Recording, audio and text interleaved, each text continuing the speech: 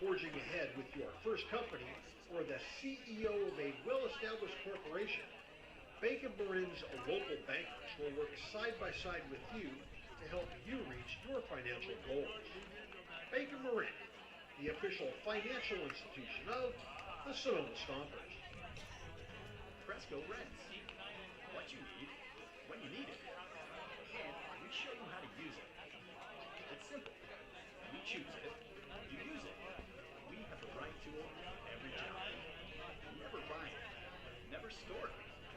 When you need it, just rent it. I'm Chris Smith, president of Cresco. If you need it, Cresco's got it. All over the Bay Area and online at CrescoRent.com. Friedman's provides home improvement products to the do-it-yourselfer, avid gardener, as well as professional contractors, and all at the lowest prices, period. Friedman's Home Improvement proudly serves the entire North Bay with convenient locations in Santa Rosa, Petaluma, Sonoma, and Ukiah. Stop shopping at the big box stores for your home improvement needs. Shop local. Shop Friedman Brothers.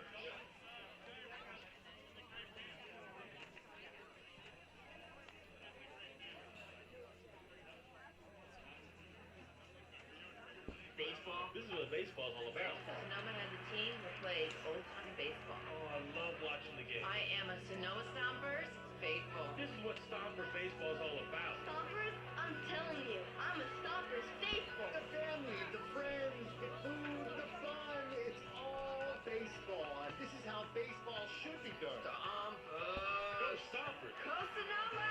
Go Stompers! Let's go, team! I want to see home runs after home runs after home runs.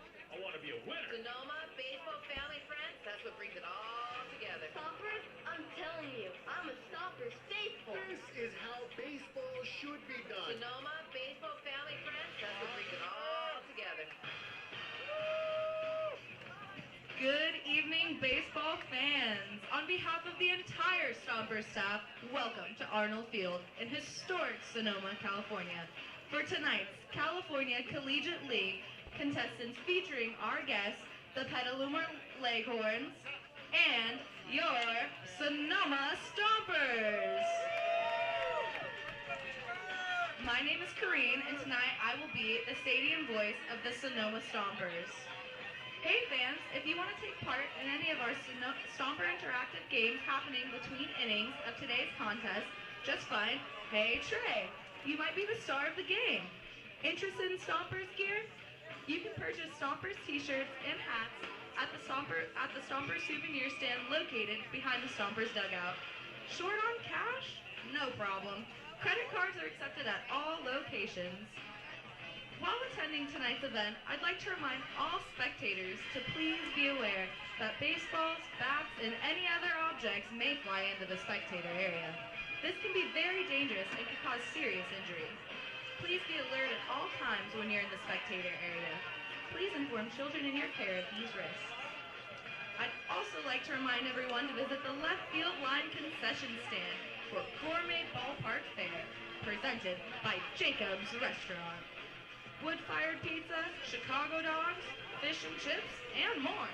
Jacob's Restaurant is located in Sonoma at 1266 Broadway, right next to Traintown.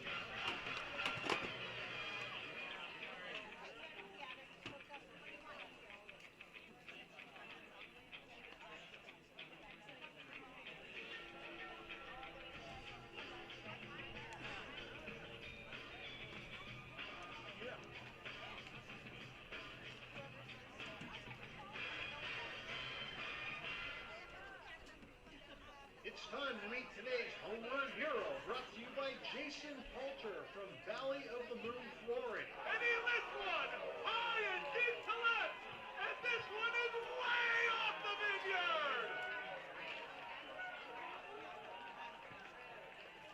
And the fans are bowing as they should be. Tonight's home run hero contestant is Drew from Ireland. Give it up for Drew.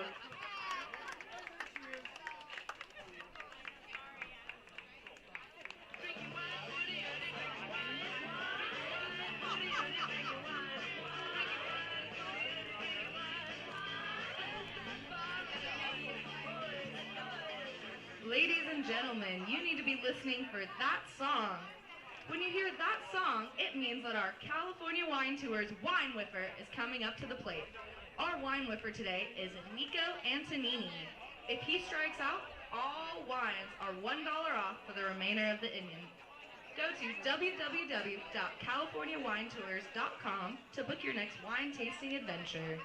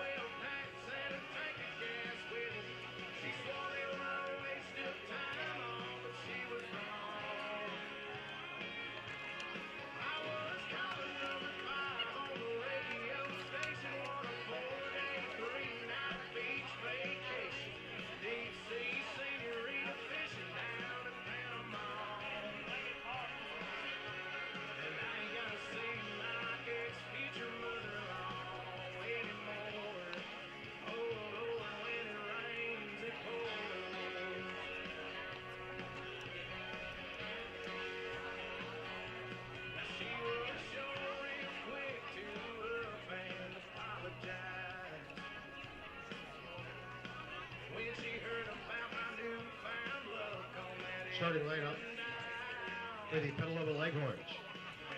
Leading off at shortstop, number 21, Jordan Giacomini. Batting second, designated hitter number 17, Hayes Duramalar. Batting third in left field, number 13, Eddie Stone. Batting cleanup for the Leghorns at first base, number 12, Lucas Hermes. At third base and batting in the 5 spot, number 18, Devin Laginto. At second base, wearing number 3, batting 6th, Rowan Ball. In right field, batting 7th, number 4, Nico Antonini. That is today's wine whiffer. It's the last home game of the week for the Sonoma Stompers and the last of 2 games against the Petaluma Leghorns. It did not go in the Stompers' favor last night. 6-4 in the 11th inning, Sonoma fell to these Leghorns. They were down 4-0 up until about the 7th. Got 4 runs back in the 8th and couldn't pull it out in extras. I'm Ryan Bridges alongside Rahil Jaswal on the Sonoma Stompers Broadcast Network pregame show as the Stompers try to get right here before facing about 7 straight week league opponents going through next week on July 4th as well. And Rahil, this team struggled last night, just their second loss to an out-of-league opponent. Their first out-of-league loss, it was against the Menlo Park Legacy, and that was just the 3rd game of the season. So the Stompers have only known wins in non-conference play. What happened last night to this team? Ryan, yesterday was really interesting, especially Zach Pace and all the changes he made. I don't think I've ever seen that before, where a manager goes through and changes 6 or 7. It was almost a completely different lineup out there about it through the 7th inning. But yesterday, really, Zach Pace, that was the most frustrated I've seen him all season. He was not happy with the plate approach. A lot of undisciplined swings, especially to start the inning. Zach Pace was talking about how, we got a full inning left, full 3 outs, and first pitches we're swinging at in the dirt. That cannot happen. So if the Stompers really want to get back in their rhythm today, it has to start with their plate discipline and maybe taking a few pitches to start with.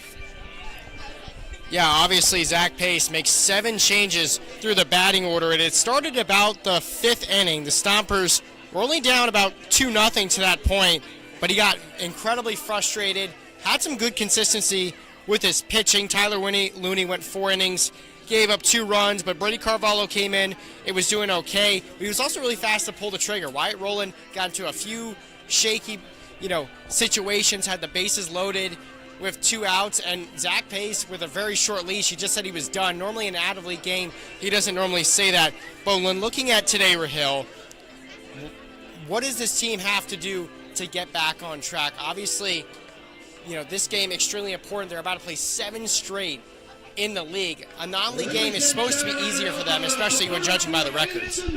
Ryan, yeah, the main thing the Stompers have to do is they have to be more patient and work the counts a little deeper. Zach Pace, like I just mentioned, was frustrated how they were swinging at first pitches in the dirt, and you talked about the importance of this game, Ryan. Yes, it's an out-of-league game, but the Stompers got a really tough schedule coming up, and winning becomes a habit and losing becomes a habit. So once, things start to spiral out of control, it can be really tough to stop that momentum. So if the Stompers want to get back on track, this would be a great chance.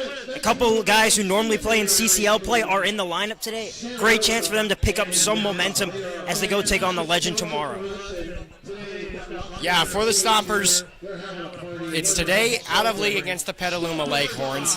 Then tomorrow, they're at the Menlo Park Legends. That's at the College of San Mateo tomorrow at 12. Join us on Mixler for that one. Then they have the off day Monday, as they always do, and then all league games going from the 2nd to the 8th on that July 4th week. So important time for the Stompers to get back on track. 7-8 in league play.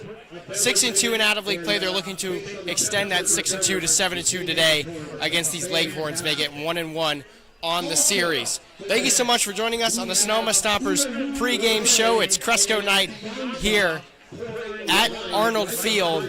So a couple of first pitches, and they'll have lineups and the real first pitch next. Real fun. So you can have a drink and feed a Stomper. Manning that table today is Amber. Everyone say that name, Amber. Amber, that's right. Amber is our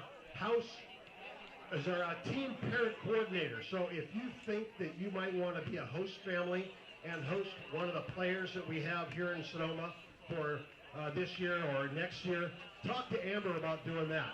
One of the reasons that we can get players from all over the nation is that we have host families. All you got to do is invite a player into your house, and they live there over the summer. It's only a couple of months. They play baseball. You don't have to support them. You just got to give them a place to live. They can be as much a part of the family as you'd like them to be. All right? So I know that you just had a birthday, so it could be a birthday present. You could host a family, host a player, right?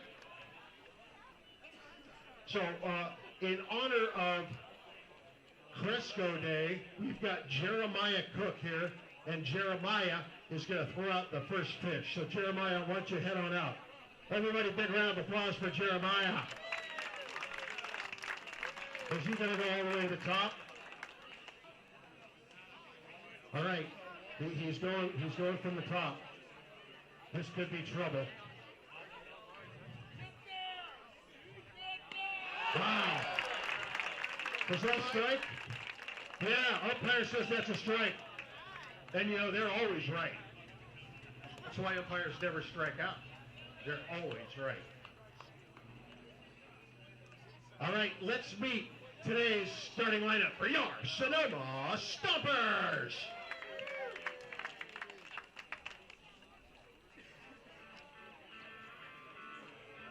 Leading off from Yale University, Mr. Skull and Bones himself, center fielder number 28, Caden Bosa. Batting second from College of San Mateo, left field number 19, A.J. Carter. From Cal State Fullerton, batting in the 3 spot, second baseman number 41, Elijah Ramos. Batting cleanup for the Stompers. Also from Cal State Fullerton. Today he is our designated hitter number 32, Tyler Foley.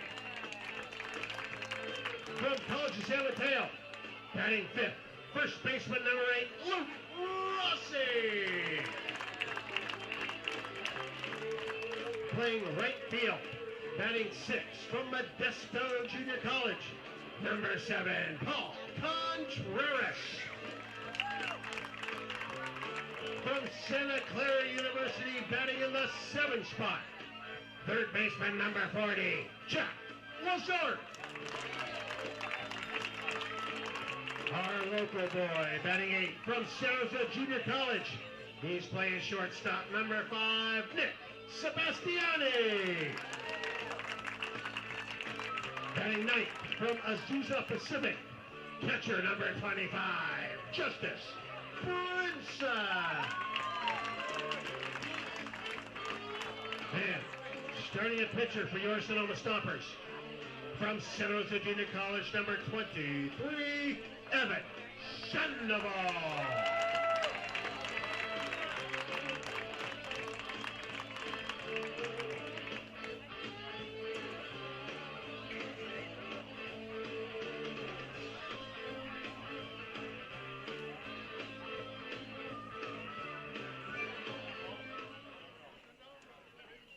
Ladies and gentlemen, at this time, will you please rise while we honor America with the singing of our national anthem. Here to perform the Star Spangled Banner live for us today, please welcome Cielo Guerrero. Cielo is a minor in music in her senior year at Concordia, and she plans to be a talent agent when she gets out. So she said she's looking at me tonight, so everyone help me out, all right? Cielo Guerrero.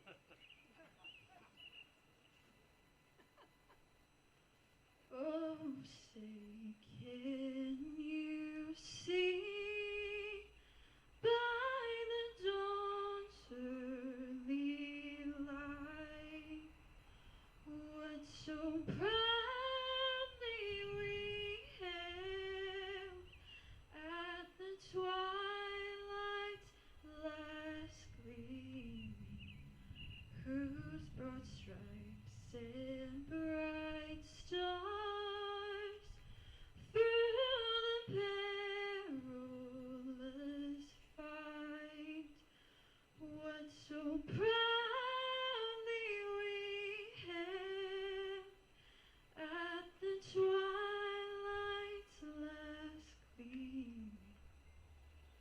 And the rocket's red glare, the bombs bursting in air, gave proof through the night that our flag was still there.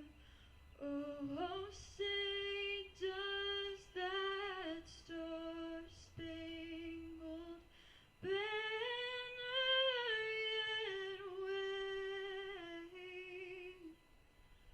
for the land of the free and the home of the brave?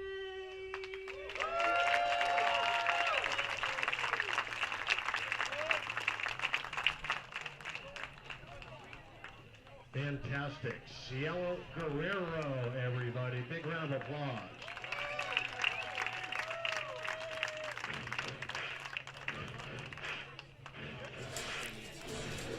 Cresco, first pitch done, national anthem done, and we're set for some Saturday night baseball here from Arnold Field in Sonoma. Ryan Bridges and Kieran Costa with you on the Sonoma Stompers Broadcast Network as always. And before they come up to bat, we'll give you the 1 through 9 for the Petaluma Leghorns. Batting first and playing shortstop is Jordan Giacomini. Batting second and playing the DH is Kays Dura-Lamar. Batting third and playing left field is Eddie Stone. Batting fourth and playing first base is Lucas Hermes. Batting fifth and playing third base, is Devin Laginto, who pitched the first 7 innings of last night's game. Batting sixth and playing second base is Rowan Ball.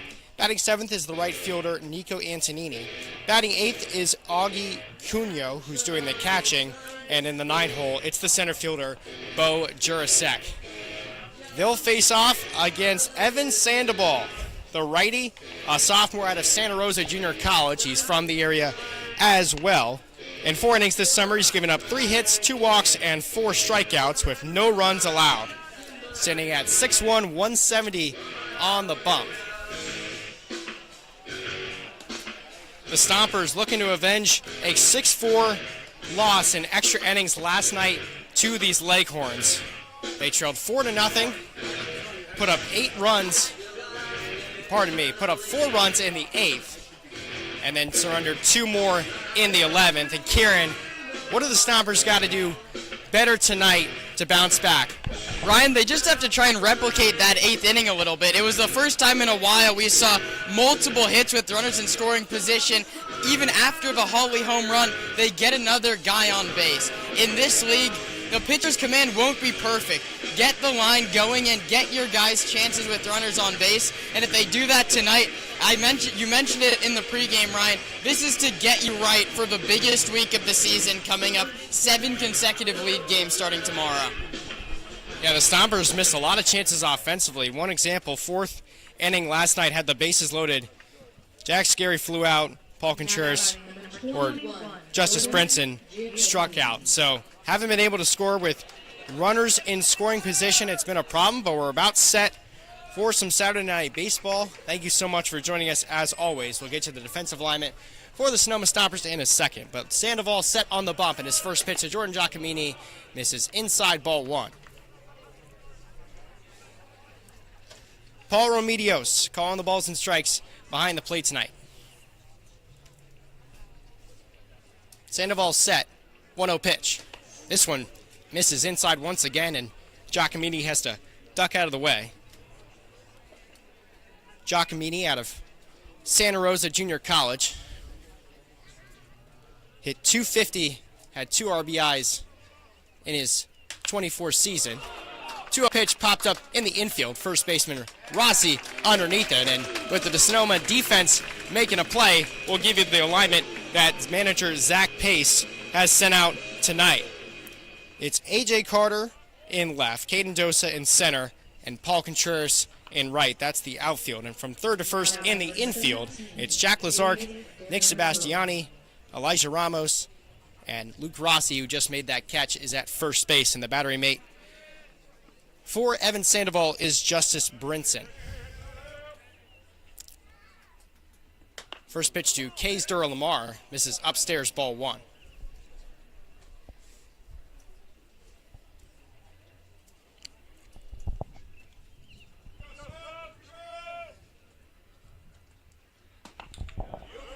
This one in the zone for the first strike from Evan Sandoval. Dura-Lamar 0 for 5 with a hit by pitch last night. Another righty on righty matchup. 1 ball, 1 strike. Pitch. Breaking ball drops. Just above the zone. Misses upstairs 2-1, and the Arnold Field crowd disagrees. A good amount of Leghorns fans here as well, in addition to Stompers fans in the grandstands. 2-1, misses again.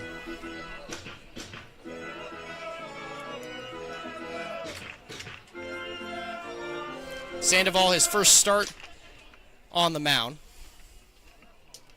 has come in for 2 innings once and then a couple of 1-inning appearances in addition to that. Kays Dura-Lamar threw his bat, thought he was on base for the first time today, and still have to pick it back up, get ready for a full count pitch.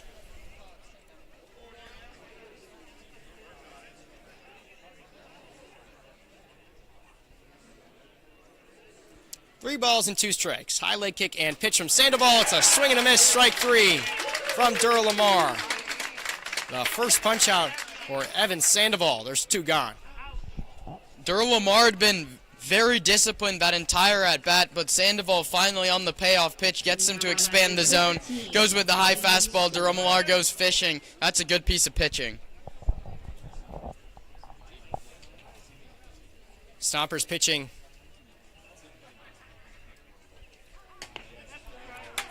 Could have had a bit of a better day yesterday, although a few bright spots.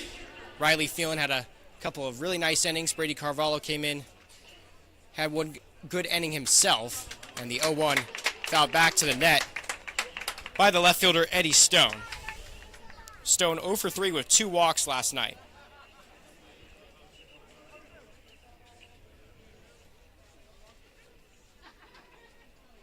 Sandoval, 1 strike away from getting out of the inning. 0-2 pitch. A swing and a miss once again. Eddie Stone down on strikes, and that's back-to-back punch-outs for Evan Sandoval. He goes 1, 2, 3 through the Leghorns order in the first. We'll give you the Stompers batting order when we come back. Birthdays, company get-togethers, bachelor parties, bachelorette parties, pre- or post-wedding parties, you name it.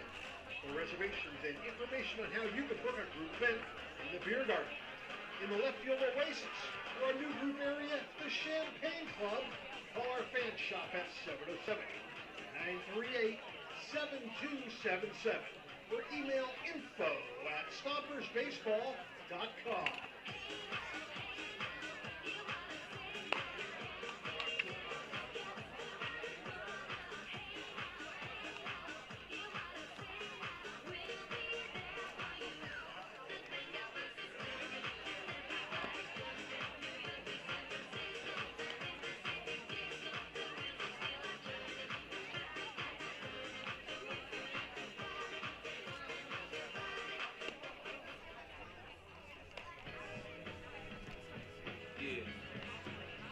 Take them back.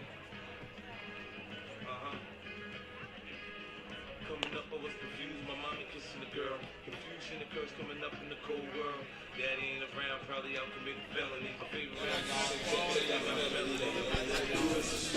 Evan Sandoval with a stellar top of the first inning. Gets the Stompers a shutout first. And now we'll give you the Stompers batting order that Zach Pace sends out here tonight. The center fielder, Caden Dosa, is walking to the box right now, leading off. In left field, it's A.J. Carter batting second. Batting third is the second baseman, Elijah Ramos. Batting fourth is the DH, Tyler Hawley, who had a home run last night. Batting fifth is the first baseman, Luke Rossi. Batting sixth is the right fielder, Paul Contreras. Batting seventh is the third baseman, Jack Lazard. Batting eighth is the shortstop, Nick Sebastiani. And in the 9-hole, it's the catcher, Justice Brinson. A lot of the same names that Zach Pace sent out in his starting lineup last night. And the first pitch to Caden Dosa is chopped to second. Play is not made. It was Rowan Ball who made the charge for it. His flip, not in time to get the speedy Caden Dosa, one of the fastest guys in the Stompers order. Showing that pace, showing why Zach Pace trusts him to lead off. And he beats out the throw. Watch out for him to run, Ryan. He's the most stolen bases on the Stompers so far, and definitely the guy Zach Pace trusts the most as a true base runner.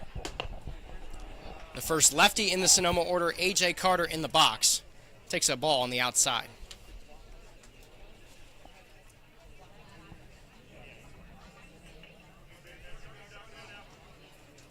Carter 2 for 4 with 2 doubles last night. Pitch sent out to the outfield. And unfortunately for A.J. Carter, it's right at the center fielder, Bo Jurasek. There's one gone. That was the kind of power that Carter showed in his 2 doubles last night. We see a lot of center fielders at Arnold Field shaded to the right of the second base bag in that alley. Made the good call there with A.J. Carter, a lefty, and now as a righty, Elijah Ramos back in the box. He's more to the left side. I was talking to Elijah Ramos after the game yesterday, Ryan, about that. He said that he hit a ball really hard into the right center field gap. He thought it would be down for a hit, but very good defensive placement from the Leghorns outfield last night. First pitch to Ramos is a ball. It was Ramos and Rudy Gonzalez in the batting cages late, taking some hacks. Just trying to get better every day. 1-0 pitch to Ramos in the zone for a called strike. The hard work has paid off for Elijah, especially in non-league play. He's hitting .421. He's got 4 RBIs as well. 1 ball and 1 strike to him. This one chopped third base side. It's foul. The man on the bump tonight for the Petaluma Leghorns, Anthony Del Pret, out of Petaluma High School. Just finished his senior year. In 5.1 innings, he was 0 for 1, pitched to a 6.56 ERA, 7 Ks and 6 walks. He's got 1 ball and 2 strikes here. Pitch grounded to short. This could be 2. Giacomini makes the charge. He throws to first, and it's just in time to get Ramos. Advancing to second on the play is Caden Dosa. But a great play made by the shortstop Giacomini on that slow infield grass at Arnold Field. 2 gone in the first. Tyler Hawley.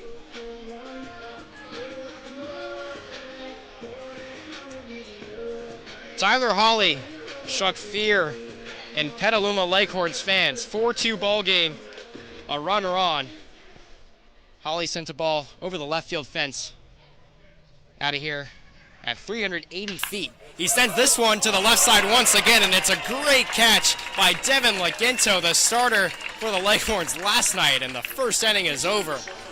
A well-hit ball by Hawley, but it goes down as an L5. No score between the Leghorns and the Stompers. We'll be back on the Sonoma Stompers Broadcast Network. Featuring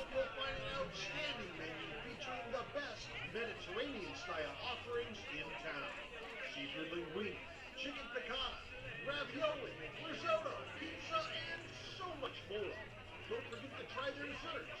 Jacob's Restaurant is located on 1266 Broadway, right next to Traintown. Jacob's Restaurant and the Sonoma Stompers. Proud partners. Second stanza. Cellona menzumara, mamma mia, mamma mia. Figlia mia, cosa dare, mamma mia, pensaccia tu. Sette tagliano polizie, issu vai, issu vena, siamo scoppetta maladena. Ziccinga per la fantasia di scoppettia, vecchiuzza mia. La la viola, pesce fritte e baccalà. Uè gomba, una scoppetta giacciacata. And now for you nice ladies and gentlemen out there who don't understand the Italian language, I'd like to do 2 choruses in British. Lazy Mary, you better get up. She answered back, I am not able. Warm-up pitches done for Evan Sandoval, who went 1-2-3 in the top of the first inning. We welcome you back to Arnold Field. Ryan Bridges and Kieran Costa with you on this Saturday night. Temperatures in the high 80s here in Sonoma, but that's nothing compared to what it will get to next week, especially on the 4th of July, highs of over 100. First pitch outside to Lucas Hermes, and he catches the edge of the zone.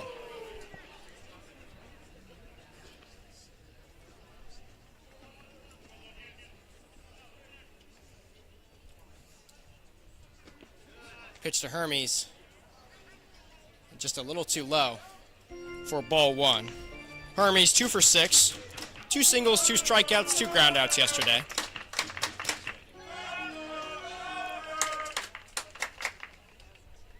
Sandoval's found the zone well. See if he can do it on a 1-1 pitch, and he gets a swing and a miss from Hermes for strike 2. No extra base hits yesterday for the Leghorns. Stompers just got to fill up the zone and force those ground balls. 1-2. This one's just a little low once again. Meet me over at the first base dugout right now.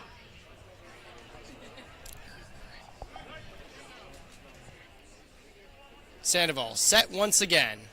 2-2 pitch, a swing and a miss. That's 3 strikeouts in a row for Evan Sandoval, and 4 batters faced, 1 gone in the second.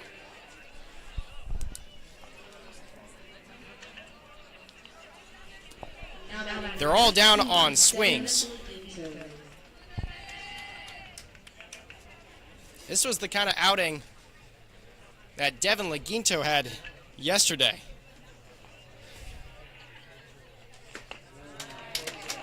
He looks at a first pitch strike. Leguinto yesterday went 7 innings, gave up 3 hits, no runs. He walked 2, hit a batter with a pitch, and struck out 7. Kept the Leghorns in the lead for quite a while until he was pulled. 0-1 misses low.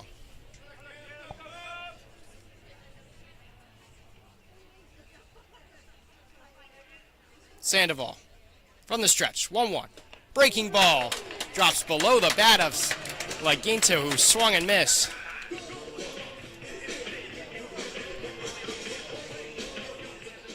Leguinto as a hitter, 183 and 4 RBIs at Rancho Catate High School. 1-2. This one grounded to second once again. Elijah Ramos has it. His slip to first is in time for the second out.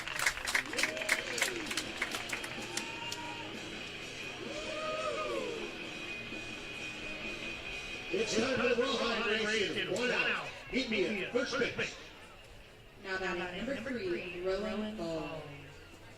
Already an arm getting loose in the Sonoma bullpen. Zach Pace wants to get a lot of arms involved in these out-of-league contests.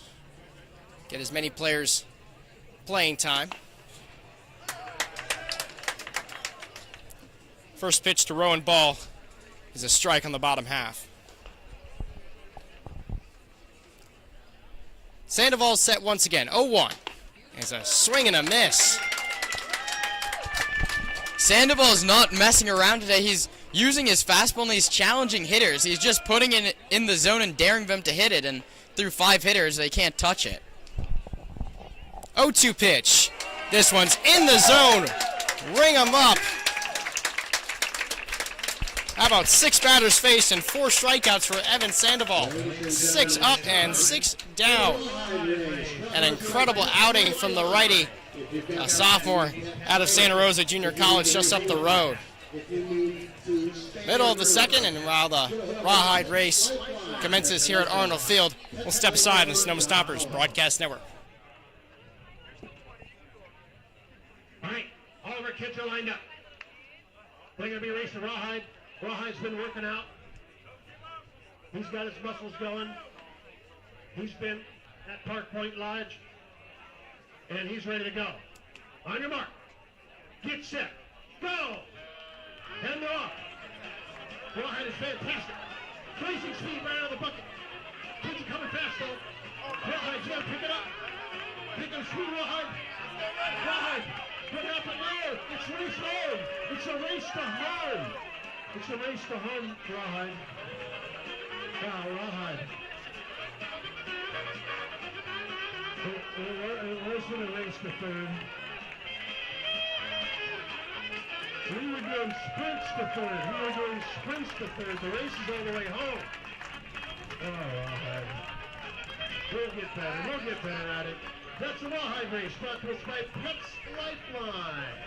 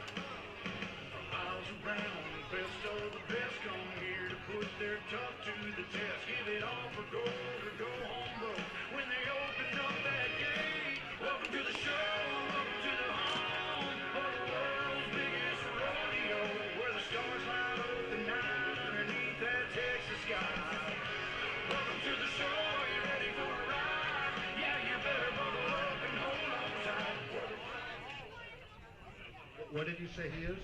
This guy to the right of me, DocuSign's strongest soldier. Wow, he's pro.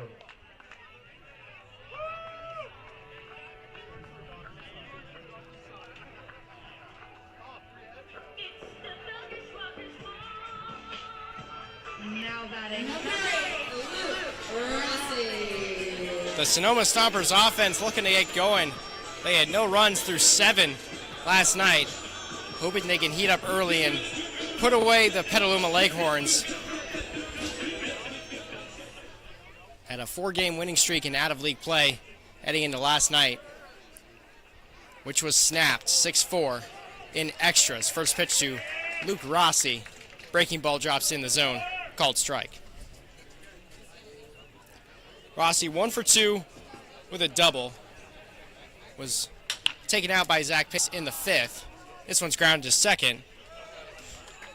And Rowan Ball makes the play. This one a bit harder, hit by Rossi. Ball had a play against Elijah Ramos. Has also made that play as well.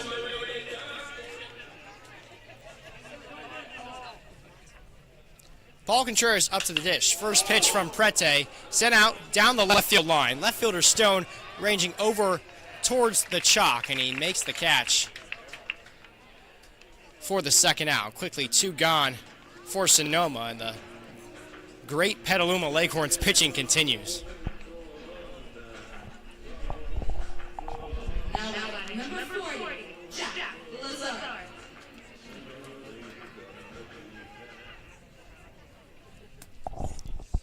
Jack Lazark up to the dish. 0 for 1 with a hit by pitch last night. First one to him from Del Prete inside of the zone, called strike. Back-to-back, or 3 straight first pitch off speeds from Del Prete. This one's in the zone once again, and he's quickly behind 0-2. Lazark just 1 for 14 with 2 RBIs on the summer. Came here from Santa Clara University. 0-2. This one a blooper sent out to shallow right field. Coming on is Antonini. He goes to a dive and can't make the catch. Lazark rounds first, heading for second. He slides in safely. A blooper from Jack Lazark, and he gets a bit of luck in the outfield. And the Stompers trying to start a rally here with 2 outs. Yeah, I think Nico Antonini thought that ball would carry a little more than it did. He was just jogging over there, and then you saw there for a moment he thought it was dropping. He really sped up, but wasn't quick enough. So Del Prete pitching now with his first runner in scoring position, and this one gets away from the catcher Cuneo. Throw down to third to get Lazark is not in time.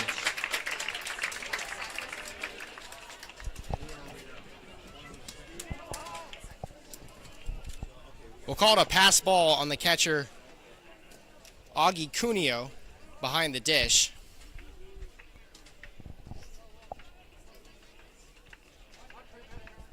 Del Prete pitches. This one misses the zone. The Petaluma defensive alignment in the outfield, it's Stone, Jurasek, and Antonini from left to right. And in the infield, it's Laginto at third, Giacomini at short, Ball at second, Hermes at first, and the battery mate for Anthony Del Prete is Augie Cuneo. 3-0 count to Sebastiani. Here it is, and it catches the edge of the zone. Arnold Field crowd disagrees, especially after Cuneo dropped the ball. 3-1. This one's just a bit outside, ball 4. Just missed a hair above the zone. So runners on the corners at 2 outs for Sonoma. Here's Justice Brinson. Didn't take off his leg guards when he's catching before getting up to the dish. So he'll take a quick practice swing and step in. Brinson over 2 last night. One of the 7 players that Zach Pace took out of the game at about the midway point around the 5th or 6th inning. Stompers put up 4 runs to tie the game. Couldn't come back all the way. Runners not being held on. No balls, 1 strike. Pitch down, gets away from Cuneo, and Nick Sebastiani advances from first to second. Now 2 runners in scoring position. And the stolen base brought to you by Park Point Health Clubs. Del Prete comes set, 1-1 pitch. Justice Brinson almost took a hack at it. Instead, the pitch missed low for ball 2.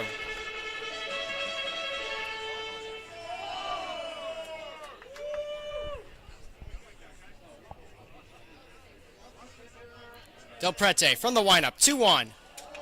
Popped up by Brinson. Way over our heads in the Sonoma Index Tribune press box.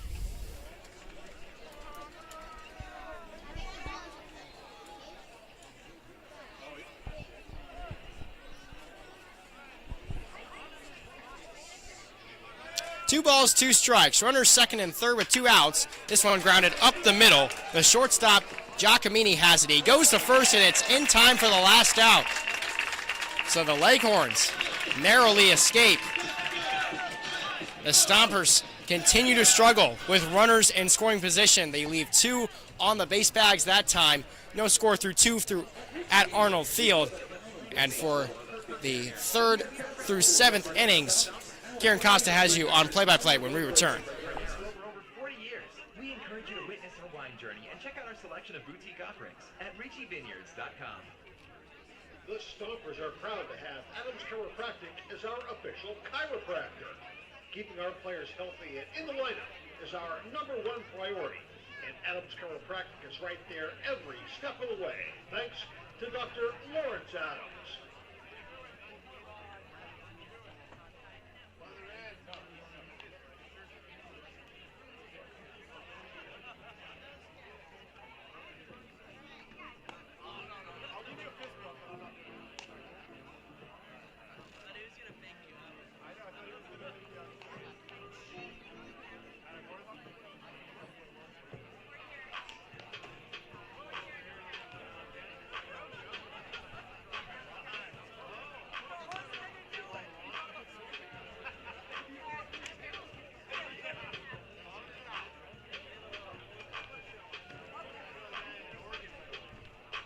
Hey kids, if you want to join in the Sonoma sack race, meet me at the left field foul pole right now.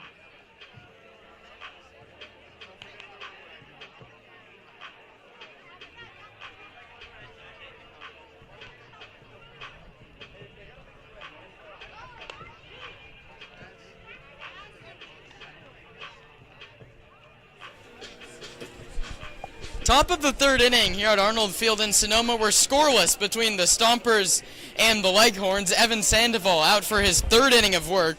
6 up, 6 down with 4 Ks up until this point. He'll face the bottom 3 in the order: Nico Antonini, Augie Cunio, and Bo Jurasek. Antonini, the wine whiffer tonight, so if Sandoval can get his 5th strikeout of the game, we'll get a loud ovation from the Stomper crowd.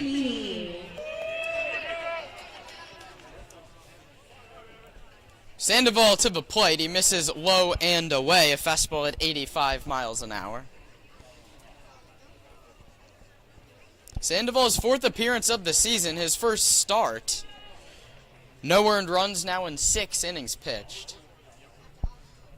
He comes home, and a big swing and a miss from Antonini fooled him badly. Went back to that fastball and gets the swing and a miss. The fastball 66% of the time from the Stomper starter. He works with the curveball at 23% of the time, so there's 90% of his pitches right there. That one gets through Brinson to the screen. The count's 2-1. An 11-mile-per-hour difference on average. The fastball comes in at 85. The curveball at 74.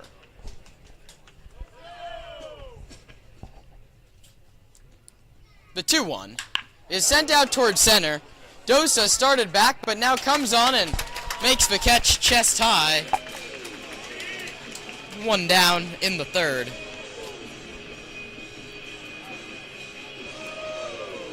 That brings up Augie Cunio, who singled and then was issued an intentional walk.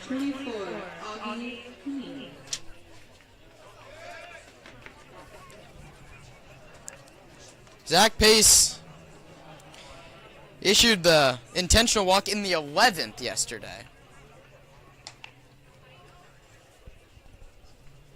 First one misses low, 1-0. Righty on righty, Sandoval delivers. To bounce off his foot, he knocks it down, calmly throws to first base. And that was a great play from Evan Sandoval. A ground ball right back at him. He finished his windup looking out towards center field. It hit him in the foot. Zach Pace is going to take one step out of the dugout. Sandoval seems to be doing okay. The putout goes 1-3, and there's now 2 away in the third. Nice play from the Stomper pitcher. That brings the lefty Bo Jurasek to the plate. He was the leadoff hitter last night. He walked twice, singled, and reached on a catcher's interference. The pitch from Sandoval over the outside corner, a fastball at 85 for a called strike 1. Jurasek also started the Stompers rally when he fell down on a fly ball to center field. Gifted the Stompers 2 bases. Here he takes a called strike 2. He's quickly behind Evan Sandoval. More action in the bullpen for Sonoma. The 0-2 from Sandoval just misses inside. Brinson was set up away, so he missed a spot. Our TrackMan system said it found the inside corner, but a tough call to make for Paul Remedios when the pitcher misses his spot by that much. The 1-2. Inside again, 2-2.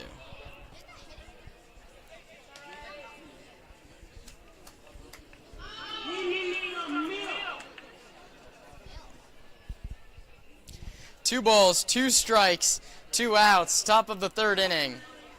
Jurasek digs back in, slightly open stance from the left side. Sandoval with the high set, staring in and delivers. Struck him out looking that time. Curveball right down the middle. Strikeout number 5 from Sandoval, who's turned in 3 perfect innings. 2.5 in the books. We're still scoreless on the Sonoma Stompers broadcast network. Sack race. Hey kids, if you want to grow up and play baseball for the Stompers, you're going to need fantastic coaching. You're going to get fantastic coaching from the coaches at Sonoma Stack. Go to stacktravelball.com for more information on how Sonoma Stack can make you the best ball player you can be. That's baseball and softball. All right, our kids are lined up. Are you ready? On your mark. Get set, go! And we're off. We're jumping. You gotta jump. No skipping. No running. No shiny whiteys. Only you ain't birds. Here we go. Up. His shoe pin up. That's why it's showing. That's why it's. Here's first place, second and third. Fantastic. That's the Sonoma Stack Sack Race. Go to stacktravelball.com to find out how Sonoma Stack can make you the best baseball or softball player you can be.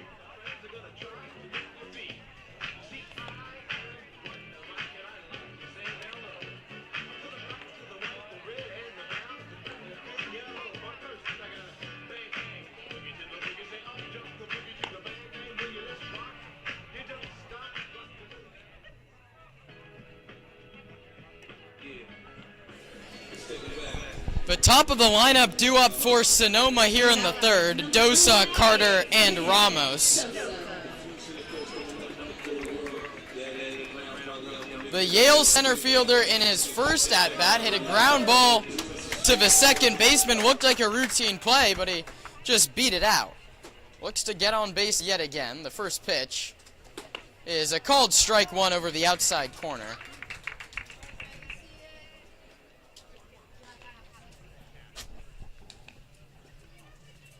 Del Prete winds and delivers.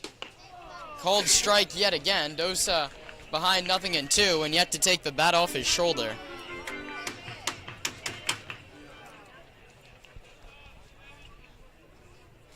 Here's the 0-2 pitch.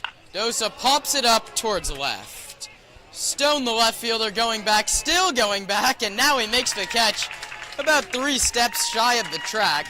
That ball just kept on carrying. It's still 86 degrees here in Sonoma, so the ball will have some carry. But when that sun goes down, Ryan, that ball is going to die. About 10 feet shorter than it did just there. Either way, Dosa's retired, and that brings the only lefty in the Stomper lineup, A.J. Carter, to the plate. He takes a first pitch called strike, and that's 4 pitches in the zone this inning from Del Prete, challenging these Stompers hitters.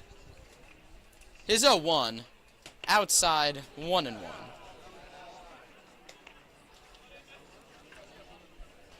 Has quite the performance to try and follow up. Waginto last night, 7 shutout innings. Carter fooled, he cuts and misses, it's 1-2. Waginto at third base tonight. He's already made a very nice play on a line drive from Tyler Hawley that saved a run. Carter awaits the 1-2. Here it is. Straw came out swinging on a breaking ball 2 away. First strikeout for Del Prete. Brings up Elijah Ramos. 8 for 20 in non-CCL action. He bounced out in the first. Yeah, those inside breaking balls seem to really fool Carter there, trying to just pull it that favorable way down the right side. He's just been trying to work on flattening out that swing and trying to cut on those low pitches, but he may be better off taking them. The 1-0 to Ramos is bounced foul, 1-1.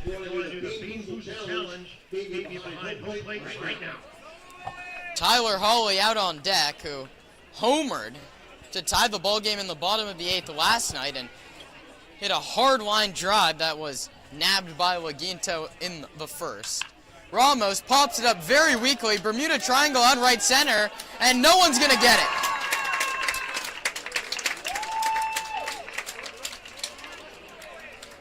.71 miles off the bat of Elijah Ramos, but it does the job. It dunks in to very shallow right center. And Tyler Hawley will get his chance here in the third. Third hit of the ball game for Sonoma.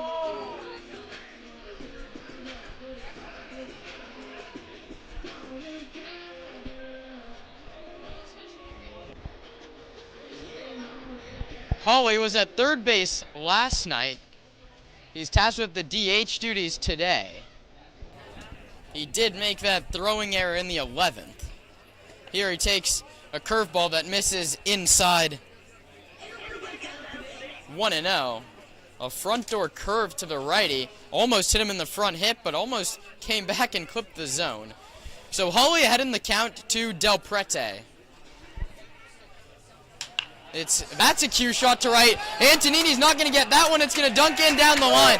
Ramos goes from third to third. Hawley heading towards second. Dave Hoke with a very late stop sign on Elijah Ramos. The correct decision from the Stomper third base coach.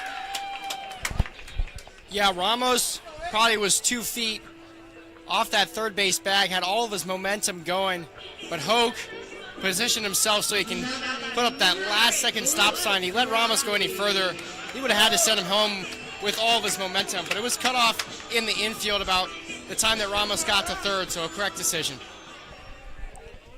So Ramos with a bloop single and Hawley with a bloop double. The Stompers are in business, 2 on, 2 out for Luke Rossi. First one to Luke is low. Very nice block by Cuneo. Saved a run with Elijah Ramos now at third base. And for the third consecutive inning, the Stompers will have a crack with runners in scoring position.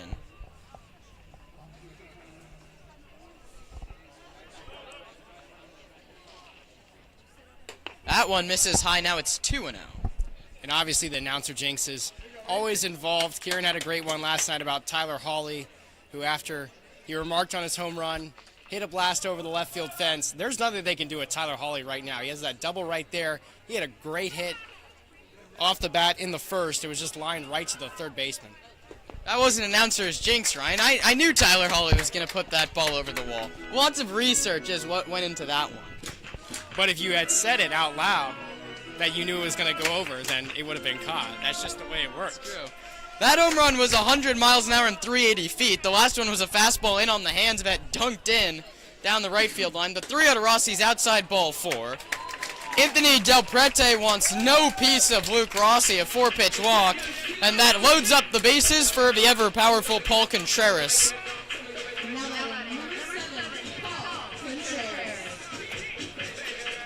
That prompts a meeting at the mound between Augie Cunio and Anthony Del Prete. After Dosa popped out and Carter struck out, this inning looked like it was going nowhere. Ramos a bloop single over the second baseman. Hawley just fists one down the right field line on a good fastball in on the hands. We set up second and third, and Anthony Del Prete wants no piece of Luke Rossi, a 4-pitch walk, and that sets us up where we are. Bases loaded, 2 outs, righty on righty, Anthony Del Prete and Paul Contreras. The first one is sent out to the left center field gap. Stone chasing, he's not going to get it, it's going to one-hop the wall. 1 run's going to score, 2 runs going to score. Dave Oak with the stop sign. Paul Contreras clears the bases with a 3 RBI double. It's a crooked number for the Stomps in the third. Paul Contreras sits back, first pitch crushes it into the left center gap. Absolutely no chance for Stone. It's 3 ribbies for Paul Contreras. And the Stompers, they only scored 4 runs in 11 innings last night, Ryan. They have 3 here in this inning. And what a difference a day can make. 0 for 3 with 3 strikeouts last night. If you're Contreras, he gets a hold of that one, puts it right where you want it in that gap. And Paul Contreras, with surprisingly, even though he's got 2 home runs, has a limited amount of extra base hits, only has 1 double on top of those 2 home runs, so gets his 4th extra base hit of the summer. We know he has the power, just hasn't shown it all the time. The 0-1 misses low to Jack Lazark, and that's your definition of a 2-out rally. From 2 outs, nobody on, to 3 runs in the third inning and threatening for more. Lazark awaits the 1-1. Contreras still at second base. Del Prete delivers a half swing. Doesn't matter, a called strike at home plate anyway. Contreras was visibly upset yesterday after a couple tough at-bats, but made up for it there. Ball was crushed into the left center field gap. The 1-2 to Lazark is a curveball, ring him up. Right down the middle, a good hook from Del Prete, but for the Stompers, it's 3 runs on 3 hits and 1 left. We head to the 4th. Sonoma leads Petaluma 3-0. The Bean Boozled Challenge is brought to us by Bank of Marin. Don't get bean boozled by the big banks that say they're local. Go local. Go Bank of Marin. All right, these kids, they all have a jelly bean. They're going to eat it, and they tell me it's either Tutti Frutti flavor. That's good, right? Tutti Frutti? We like Tutti Frutti. Or it's Dirty Sock flavor. Go ahead, take a bite and tell me what flavor it is. You gotta eat the whole thing. No halvesies, no nippies, no spitties. Come on, what'd you get? Tutti Frutti. Tutti Frutti. Tutti Frutti. Tutti Frutti. Tutti Frutti. Tutti Frutti. Wow, we got all Tutti Fruttis? I don't believe that. All right, kids, come on. Take a bite. Take a bean. Tutti Frutti or Dirty Sock? What'd you get? Tutti Frutti. I saw you spit it out when you did a Dirty Sock. Tutti Frutti. Is it good or is it bad? Bad. She got Dirty Sock. What about you? Bad. He got Dirty Sock too. All right, did everybody tell me what you get? What about you guys? What'd you get? Well, eat up, bro. Munch out. Here we go. Nothing like a jelly bean between hot dogs, right? What'd you get? Dirty Sock. Dirty Sock. Tutti Frutti. All right, what'd you get?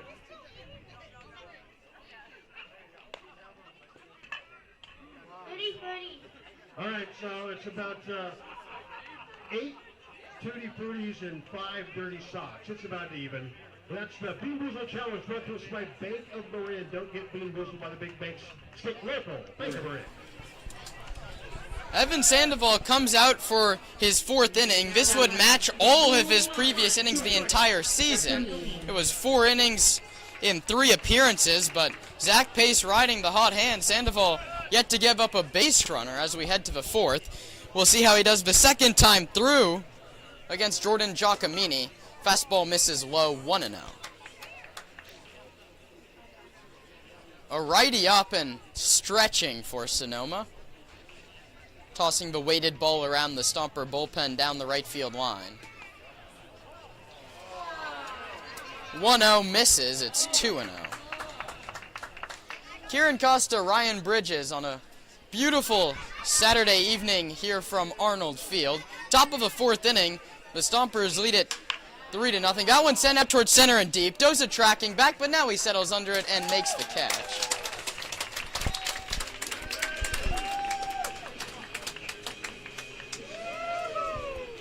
It's Brett Mallett, the Stomper, throwing that weighted red baseball in the bullpen. But absolutely no reason to take out Sandoval right now, as he goes to work against Lamar for the 2nd time. He struck him out swinging back in the 1st.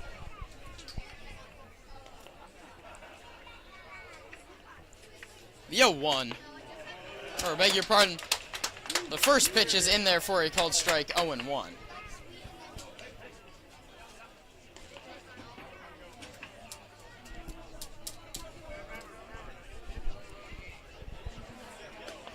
Check swing, called strike 2 at home plate. Durumillar fooled badly on a curveball away.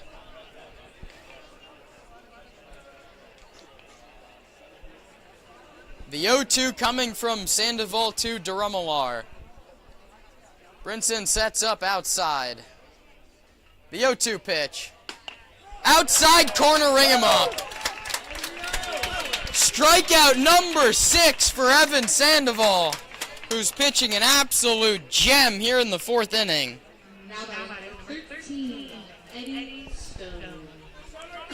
And Ryan, it's guys like Sandoval who get their attempts in out-of-league play to show the coaching staff what they've done, and no real better tryout than this for Evan Sandoval, who goes first pitch, fastball, low and outside to Eddie Stone, who went down swinging himself in the 1st inning.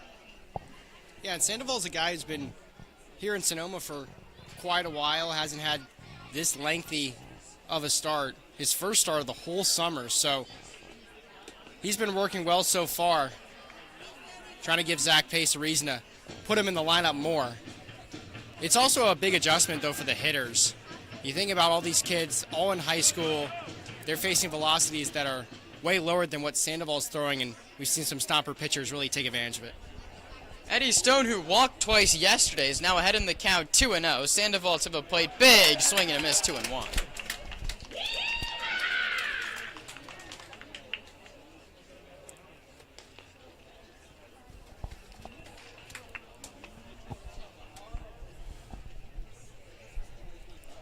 Sandoval deals.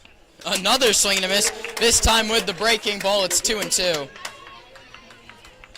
Only 44 pitches so far for Sandoval, but again, he hasn't been lengthened close to this much this year as Mike Nunez heads down to the bullpen. That one just misses off the outside. Sandoval was halfway back to the dugout. Our TrackMan system agrees with Paul Remedios, a very close pitch, but the home plate umpire got it right. And that fills up the count at 3-2 strikes. The payoff from Sandoval, outside ball 4.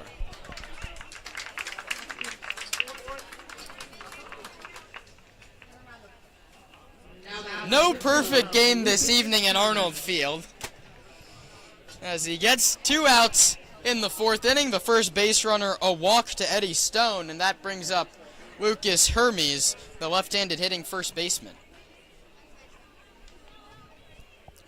Hermes 2 for 6 in last night's contest, 0 for 1 here tonight. That one's bounced towards Sebastiani, who bobbles it and won't have a play.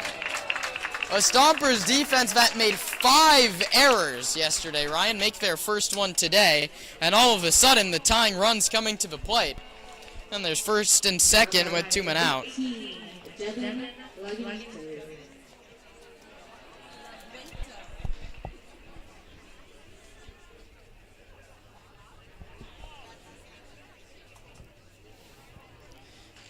Devin Laginto grounded out to second.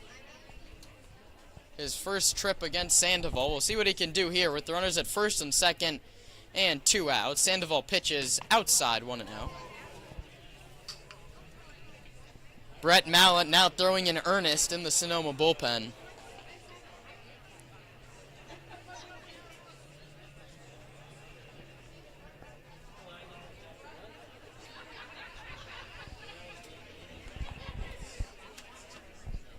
The 1-0 pitch. Fastball at the knees for a called strike.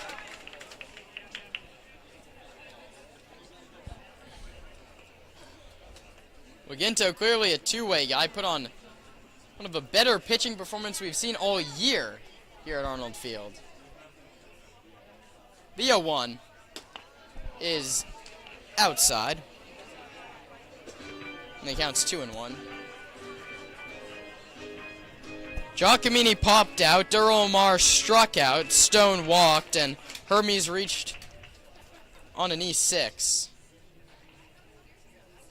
The 2-1 coming from Sandoval. Just misses low and outside again. The zone staying consistent, but just staying very small.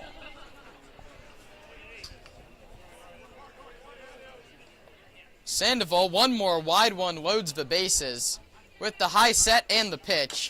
Bounce foul at home plate, filler up 3 balls and 2 strikes.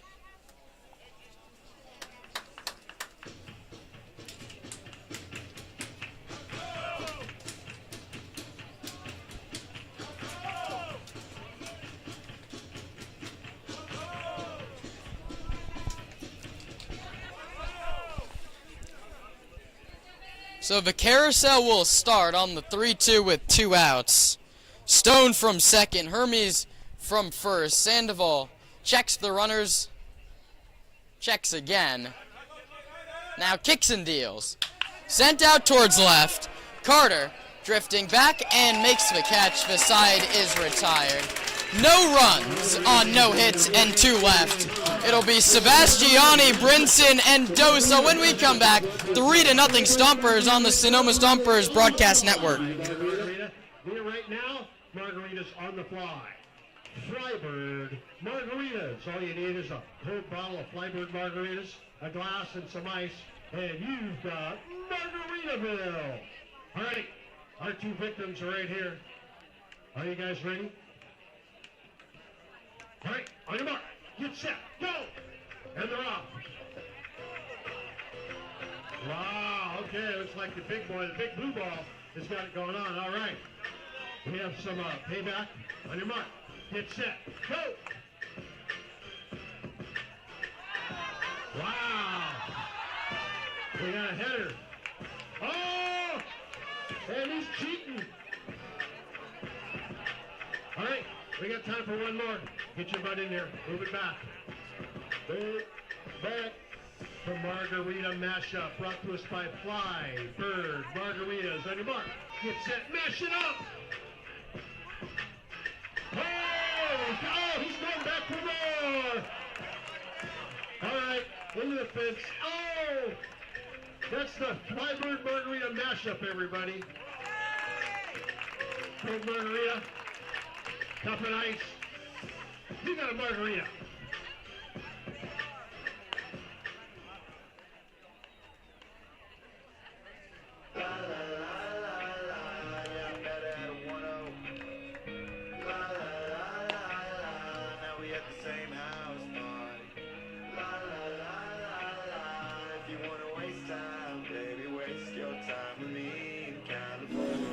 Nick Sebastiani leads off the bottom of the 4th inning, looking to atone for his error in the top half of the inning. He'll be followed by Justice Brinson and Caden Dosa. Stompers 3, Leghorns nothing. Del Prete still out there. He pitches, and Sebastiani early on 84. It's 0-1. Stompers back in action tomorrow on the road. That's a noon start. So get your coffee ready for that one. Catch us on the radio, Ryan. And I will have the pregame show at 11:50. First pitch coming up at noon from the College of San Mateo.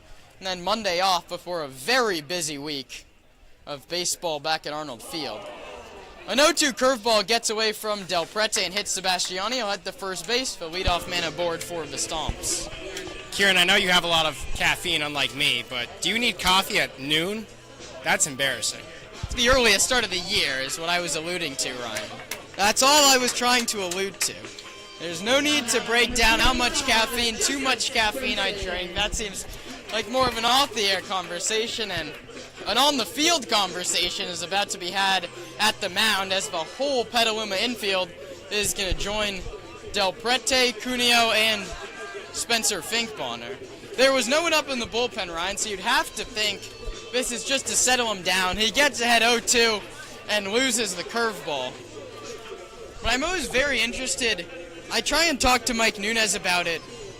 How do you try and settle a guy down in this situation? He was cruising. He gives up all the hits with 2 outs in this inning, obviously not starting the way he wanted to.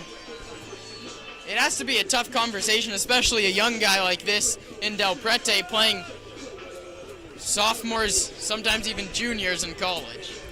Well, a lot of the times, the batters on the other side, they can get some information and they can try to apply it, but they're in the dark as well. So it's not something drastic that always has to change with your approach when it comes to, before the conversation and then after the conversation. You just got to make sure that you're still hitting your spots, your velocity is where it needs to be, and you don't try to change everything at once. A first pitch curveball misses. A second pitch fastball is lined foul.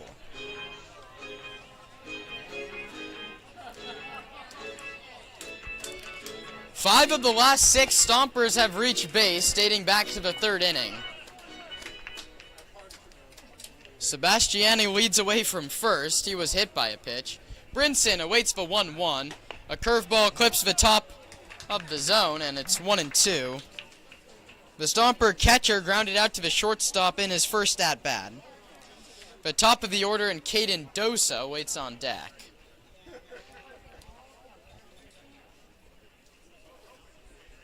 The pitch. Brinson fouls it back to the screen.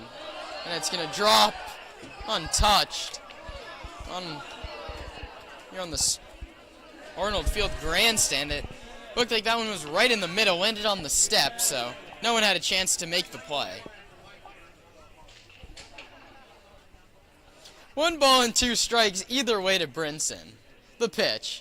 Inside, 2-2. Good leave from Justice on a fastball in.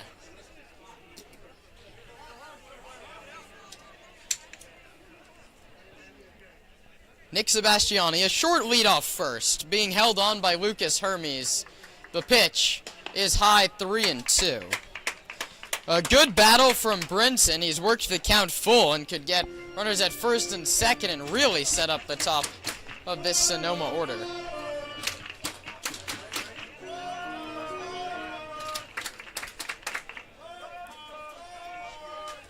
Sebastiani not running on the 3-2. Brinson half swing, sends it out towards right. Antonidi chasing back. Now he settles under it to make the catch. Again, Ryan, a little bit of a miscue from the outfield here from the Leghorns. Antonidi started backpedaling and turned around and took a couple real running steps to get under that one. Well, we've seen the grass monster in effect, just yesterday with Bo Jurasek, and now coaching staff for the Leghorns out to greet the pitcher. But yeah, you have to have a bit of a different read if you're an outfielder. You never really want to go into an aggressive backpedal. They usually advise you to start back, and if you got to run onto it, you can. Tough to really judge it as it comes off the bat. And a pitching change here at Arnold. So we'll take a break. 1 on, 1 out for Sonoma in the 4th. We'll tell you all about the new pitcher when we come back on the Sonoma Stompers Broadcast Network.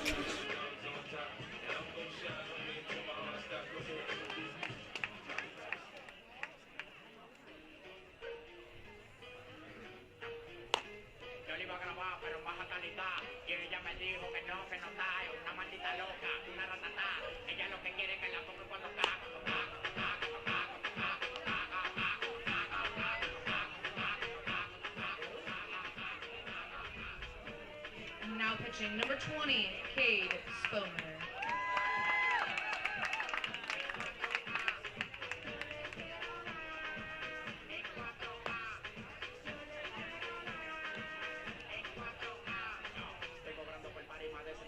All right, ladies and gentlemen, we're going to be doing YMCA next, and as you might, or maybe you don't know, YMCA is always sponsored by Cresco Rents, and Cresco Rents has given us some swag to give away, and I'm going to be throwing away Cresco swag to the crowd while we're doing YMCA. So if I see you doing YMCA brought to us by Cresco Rents, you could get a shirt, you can get a hat, you get a wad of paper, you get almost anything thrown at you. So be alive, make sure that you catch what I throw way better than the ball that was thrown at me. All right? Remember, Cresco rents 19 locations in the Bay Area, including Napa and Santa Rosa.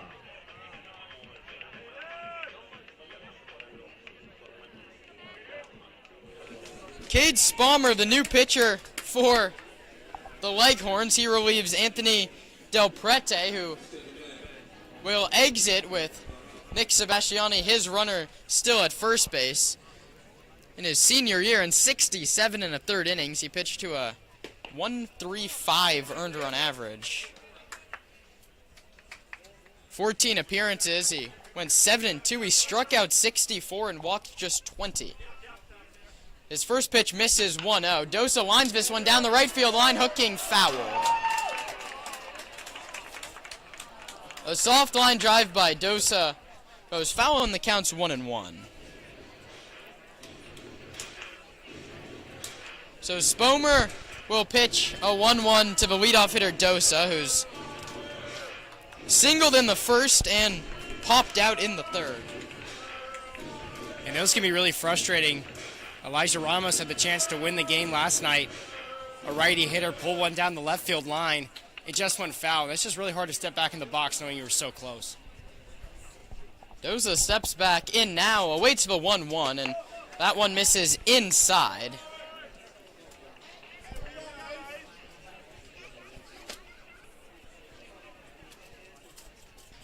It's 2-1 to Caden Dosa, one of two Yale Bulldogs on the Sonoma Stompers this year. Mick Kelly, a Stomper late inning reliever, also attends.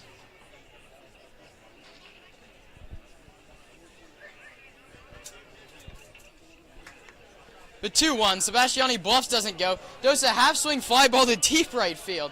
Antonini under it to make the catch. There's 2 down.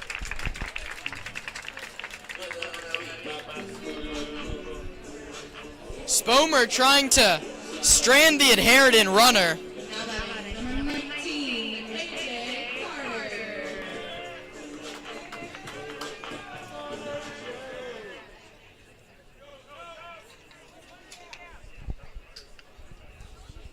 And he'll have to get A.J. Carter to do it.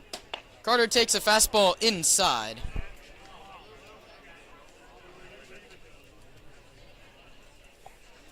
Sebastiani held on first by Lucas Hermes. Carter's 0 for 2 today. He's lined out and struck out, but here he's ahead in the count 2-0. His dad Antonio, as always, videoing his at-bats, set up down the third baseline today to go over after the game. Must have been a fun conversation yesterday. Carter roped a couple of doubles for Sonoma. Here he hits it hard, and a nice pick by Lucas Hermes. Robs Carter of a hit, but that closes the book on the starter Del Prete, who in 3 1/3, 5 hits, 3 runs all earned, 2 walks, 1 strikeout, 1 hit by pitch. The Stompers make a pitching change. We'll tell you about the new pitcher when we come back on the Stompers Radio Network. Stand up. Let's see you do it. Everybody up. We're clapping. We're singing. For YMCA, and my margarita crew is up. Here we go, everybody.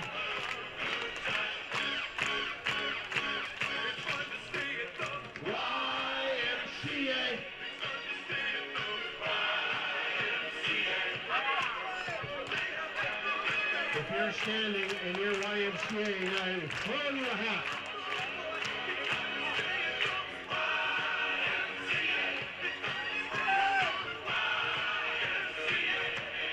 Courtesy of Presto Rinse. And we got some up top. Look from behind, everybody! Hit you in the head. We got more coming. Presto's giving away swag. That was a bad throw.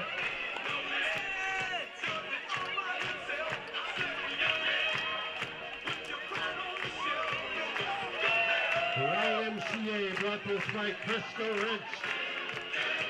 19 locations in the Bay Area. Here we go, let's do it again.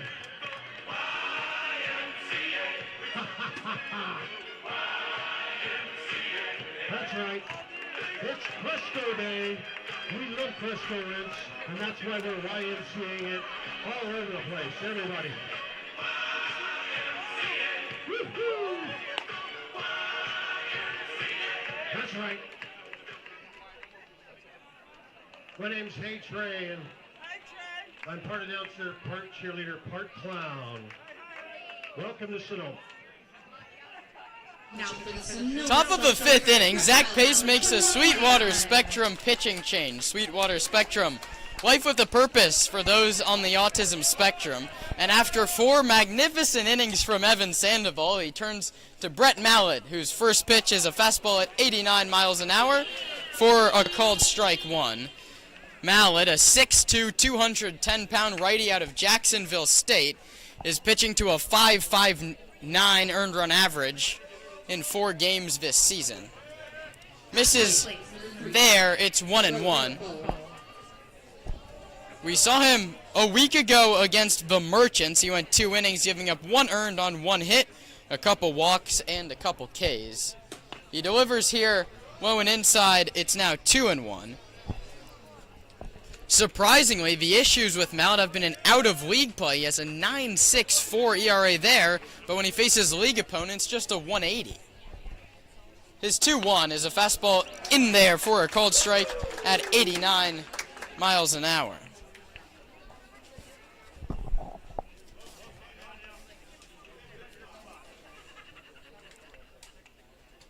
Mallett pitches the 2-2. Check swing foul.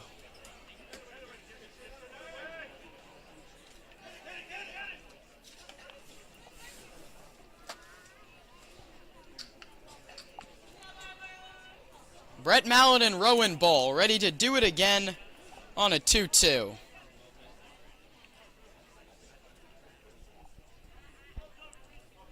The righty stares in and pitches. Just misses low and away. That 190, the hardest ball we've seen from Mallett today.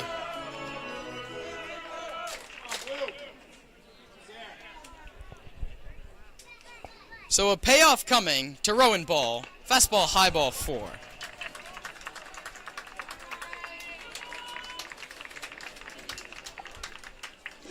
Mallett, a true 4-pitch pitcher. The fastball 44% of the time, the curveball 24% of the time, the cutter at 21, and the changeup at just 11.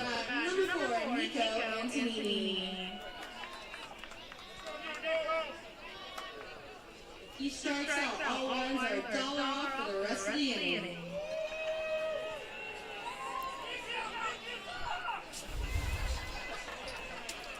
Ball is aboard to lead off the inning. Not a big lead, and that one misses outside. 1-0.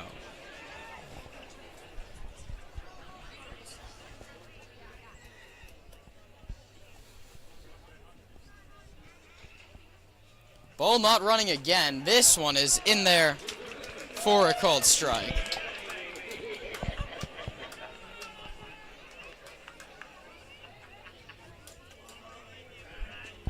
The fastball at 88, along with the cutter. The curveball drops down to 75, which he throws there, but it misses low, and it's 2-1. And for the second consecutive hitter, Brett Mallett working from behind. Antonini flew out to center his first time up. Awaits the 2-1. From the slide step, he powers a fastball by him. It's 2-2. And gets a little bit bigger of a cheer from these Stomper fans as Antonini, the wine whiffer today, would mean $1 off wine the rest of the inning for those in attendance on a Saturday night at Arnold. 2 balls, 2 strikes. Mallett to the plate. Lined hard but foul. Back to the screen down the first base line.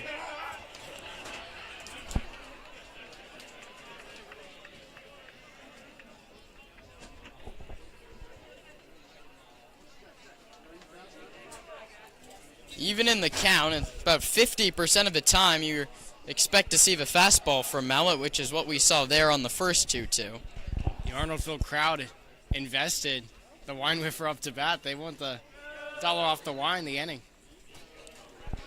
The 2-2 is bounced very weakly to the left side. Lazark's only play is to first, and his throw's not in time.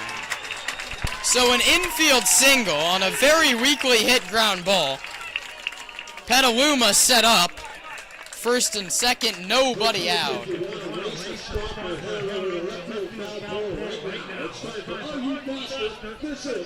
That's the first hit of the ball game for Petaluma, so the 0 in the hit column will change to a 1 for the first time all night. So no history on this Saturday night, Ryan.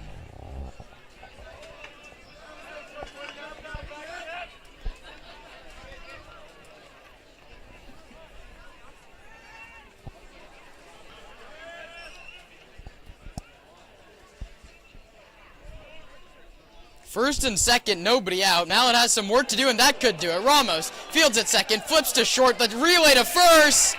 In time to get him. 4-6-3 double play, beautifully turned by the Stomper middle infield.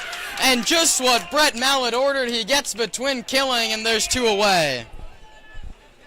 Just a tailor-made double play ball to Ramos, who fielded the hop and turned it nicely with Nick Sebastiani. That one goes 4-6-3 for all of you scoring along at home. And now there's 2 outs with a runner at third, and Mallett a pitch away from getting out of this inning against Bo Jurasek.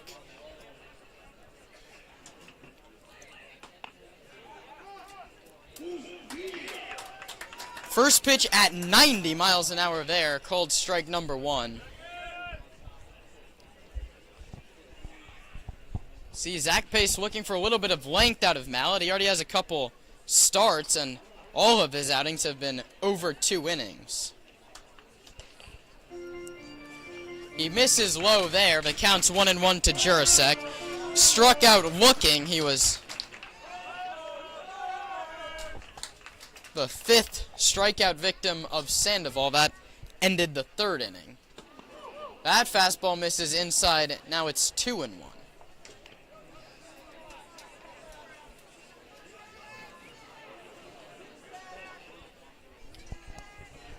The left fielder, A.J. Carter, and the third baseman, Jack Lazark, in the shadow. The rest of the team in the sun, as it's 7:30 here on a Saturday night. We'll watch those shadows as they continue. The 2-1 fouled back to the screen, 2-2. And Ryan, the ball's not easy to see coming out of the shadow, but anything's easier to see than the ball at San Bruno Park.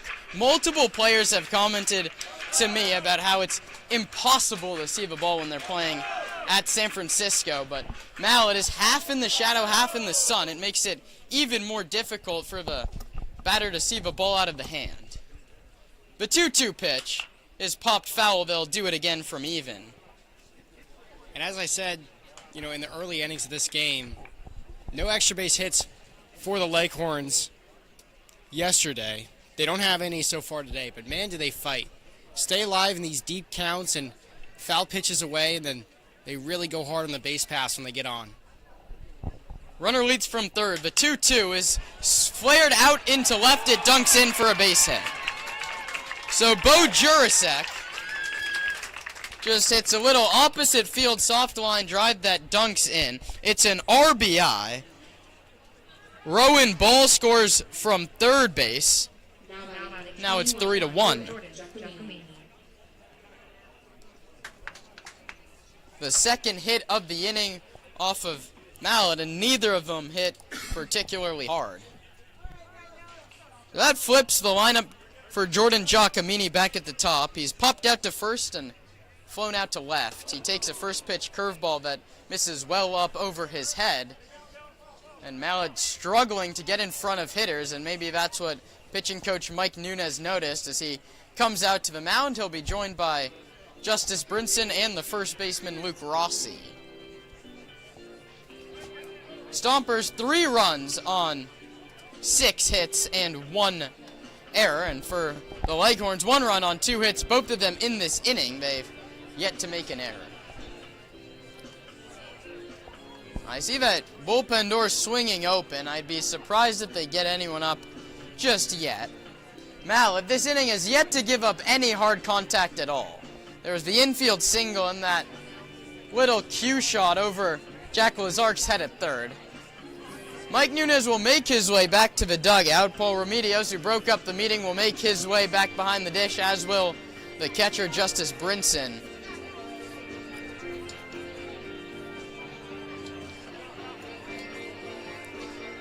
A walk and 2 singles in the inning. Jurasek stands at first with 2 outs. It'll now be righty on righty, Brett Mallet and Jordan Giacomini. Lazark, the third baseman, 1 step towards the line at third. Rossi holding the runner on at first. Brinson picks back to first. His throw is wide. Not a bad idea from Justice Brinson. A nice play from Luke Rossi to keep that one from rolling down the right field line, and Bo Jurasek would still be running.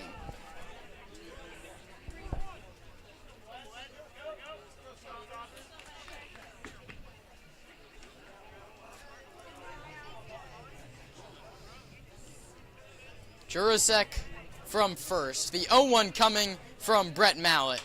Popped up, foul down the first baseline over the Stomper dugout.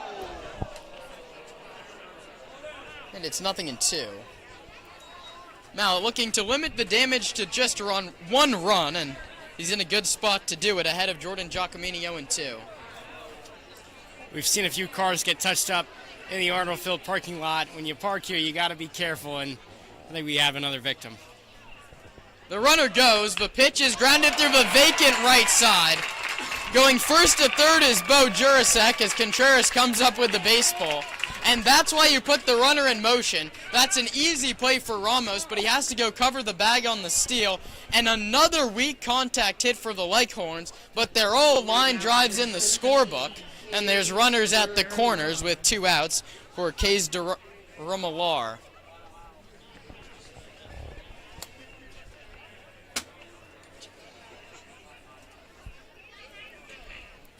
Giacomini on base for the first time today, and that brings up DeRumalar, who's 0 for 2 with a couple of strikeouts. Went down swinging both times. Both of those off of Sandoval. We'll see what he does against a new look in Mallet. The pitch misses up and away, 88 miles an hour. Misses badly. The count is 1-0.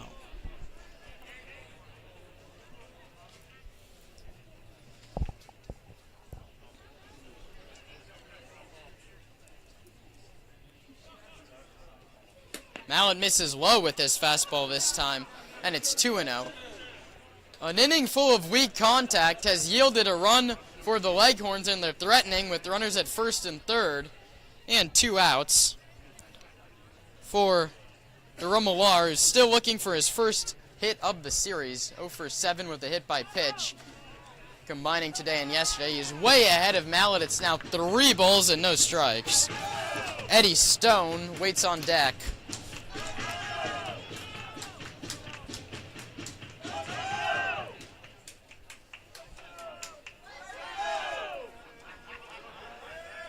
Three balls and no strikes. Mallet has to put this one in the zone. Staring into Brinson, delivers high ball 4. A 4-pitch walk for the Petaluma designated hitter, and now the bases are loaded for Eddie Stone, who's walked 3 times this series.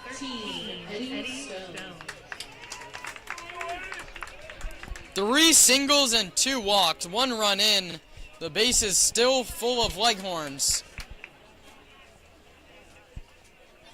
Brinson now, nothing can get past him with that runner at third base.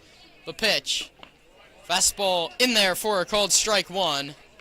Caught a lot of the zone, but it popped in and out of Justice Brinson's glove.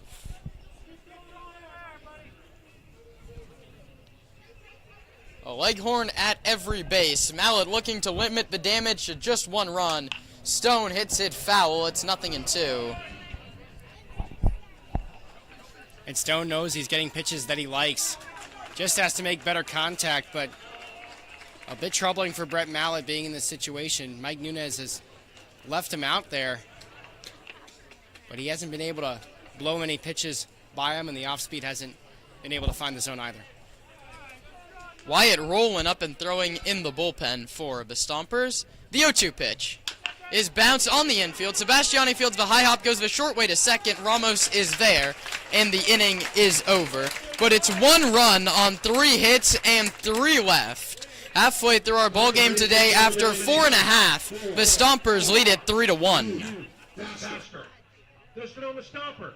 We have got a whole bunch of kids who all think they're faster than the Sonoma Stomper.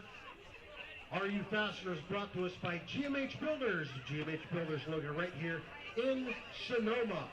For your next commercial or residential project, make sure to call GMH Builders. All right. Are my kids ready? Are my Stompers ready? Go! And they're off. Stompers are going fast. Ooh, the kids are checking out. Stompers are giving them a chance. Here they come. Down the stretch they come, running like well-oiled machines, and nobody is faster than a Sonoma Stomper. And some people are even going the other way. That's Are You Faster Than a Sonoma Stomper, brought to us by GMH Builders. GMH Builders located in Sonoma.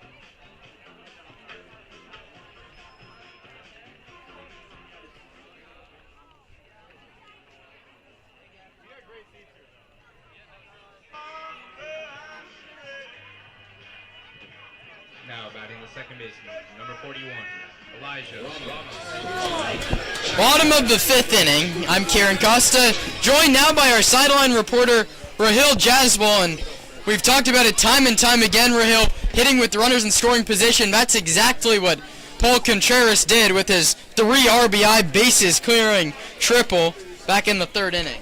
Yeah, Kieran, the mood in the dugout after that was certainly a lot different from yesterday. After they all came in, after the bases clearing double from Paul Contreras, hitting coach Paul Minorino tapped me on the shoulder and he goes, "Did you see that?" And I was a little confused. I was like, "See what?" And then he proceeds to shake me by the shoulders and go, "We scored some runs! We scored some runs!" So the mood is definitely a lot better than it was a couple days ago at this time. Still a lot of work to do for the Stompers. They lead by just 2 runs. The 1-1 coming is sent out to left by Ramos and foul. It's the second time in as many days that Ramos misses a big hit wide of the foul line. Rahil, thank you as always for coming up and giving us a little peek inside that Stompers dugout. Ryan Bridges back with me now. Ramos is behind in the count 1-2. Bottom of the 5th inning, 3-1 Sonoma. The 1-2 to the Cal State Fullerton Titan. Check swing. The appeal to Steve Leary at first base. He did not go. The count's 2-2. Another Fullerton Titan, Tyler Hawley, waits on deck. Ramos started that 3rd inning rally with his bloop single. He was followed up by double walk and then the big one from Paul Contreras. From 1-2 to a full count, Ramos awaits the payoff. Outside ball 4. Good at-bat from Ramos, who continues to get on base at an astounding clip. Now batting in the 8th, number 32, Tyler Hall.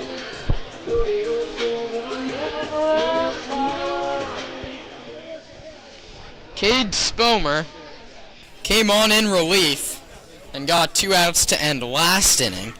A fly out and a ground out. He starts his first full inning of work with a walk, and he checks on Ramos, who dives back to first safely. Hawley lined out on a very hard-hit baseball to third and then blooped a double that was probably half the exit velocity of the first one down the right field line. Another check on Ramos, who's not running, and Hawley waves and misses on a pitch low and away. Luke Rossi waits on deck. The action has stopped in the Stomper pen. The 0-1, Hawley swings and misses again. Went fishing on a couple pitches that missed away and came up empty both times. He's behind 0-2.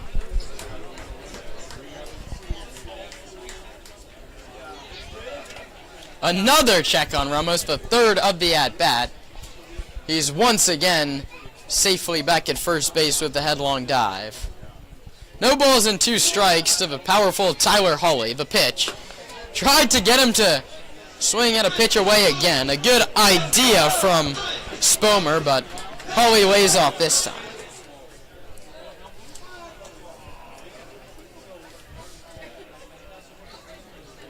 Spomer sets at the belt. Pitches the 0-2. Hawley pops it up foul down the first base line. And the count holds at a ball and 2 strikes. You got to be really careful with Tyler Hawley in 5 at-bats in non-CCL play. He's got 2 home runs. All outside pitches, giving him nothing that's right over the plate. We'll see if Hawley can get extended if they go outside again. Big hole on the right side for the righty hitter. He tomahawks this one foul into the Flyberg Margarita Lounge down the left field line. I mean, he's all over every good pitch he's going to get. It's just whether it's going to find the right place. With enough power, he won't need to find the right place. A little too early there. He gets set for another 1-2 pitch. Ramos runs. Hawley grounds it foul at home plate. And Elijah will have to walk back down to first base. Ramos had a good jump off Spomer, but it won't count.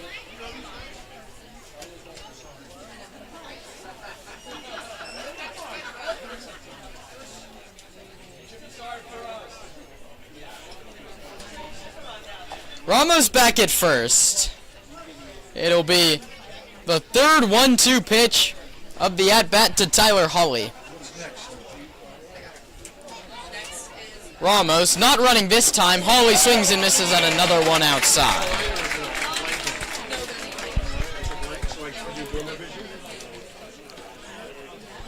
Strikeout number 1 for Cade Spomer.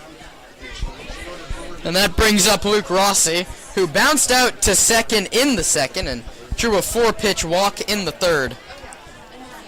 Up again here in the 5th.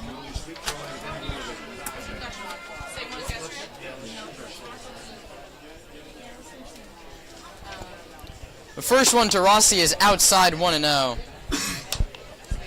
Thank you for joining us on a Saturday evening from Sonoma. Stompers looking to get back to their winning ways before 7 consecutive league contests over the next 8 days. And Ryan, they talk about the dog days of August. For the Stompers, it's the dog days of July, their summer season. And it doesn't get much tougher than what's coming up. You've had your fun. You've had your out-of-league games. Rossi takes, they say that he goes around 1-1. Well, I mean, here we go. You start with the Legends tomorrow, an off day, and then you're home for 6 straight games. 5 of those are league play. Yeah, and in the month of July, you're seeing the Crawdads 7 times. You're seeing Menlo Park 6, and those are the 2 teams that are top of the leaderboard in the CCL North standings. So if you want to be at the top and you want to be the best, you're going to have to beat the best down the stretch here, and they're going to definitely need those wins to get into the top 3 and make the playoffs. 6 games a week the next 2 weeks with those Mondays off. Only 1 out-of-league game in that stretch before the 3-game All-Star break. Rossi swings and misses. It's that same breaking ball away. Back-to-back strikeouts. You see the Legends 3 times this week, Ryan. Crawdads a couple times and San Bruno once. But it's going to be a very fun week of baseball here at Arnold Field. As much as we love you to be listening on the broadcast, come out to the ballpark Tuesday through Sunday, especially that July 4th, 5:05 first pitch against San Bruno. Contreras takes low, it's 1-0. The Seagulls in town for what's going to be a highly contested July 4th game. A pickoff to first, kicks away from Hermes. Ramos has been checked on 5 times in the inning.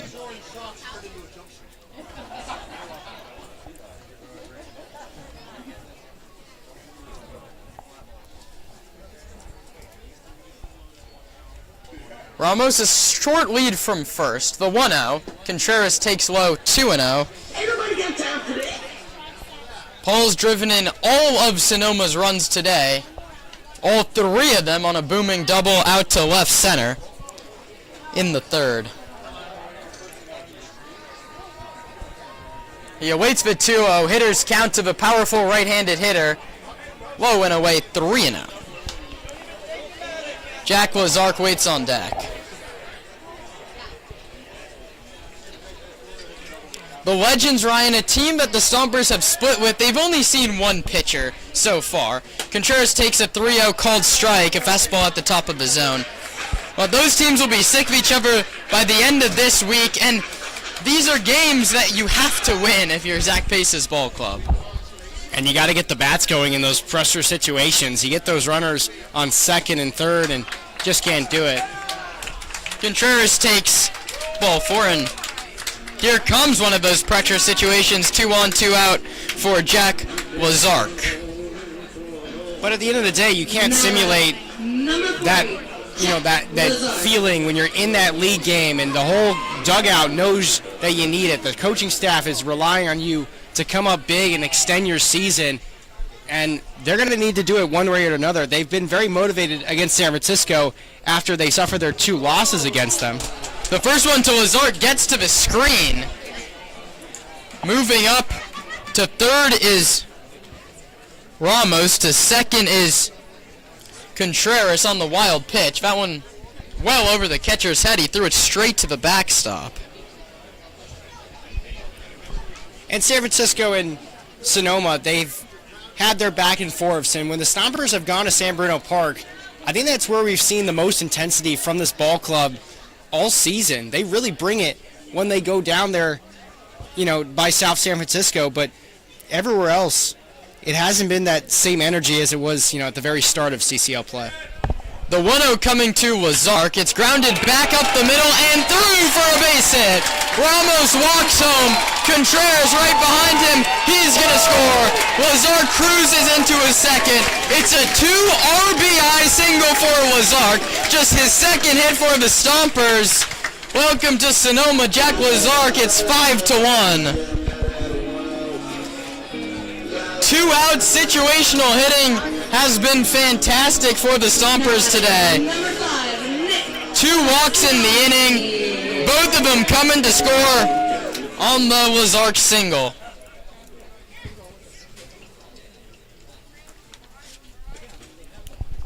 Nick Sebastiani, a right-handed hitter, takes a called strike 1.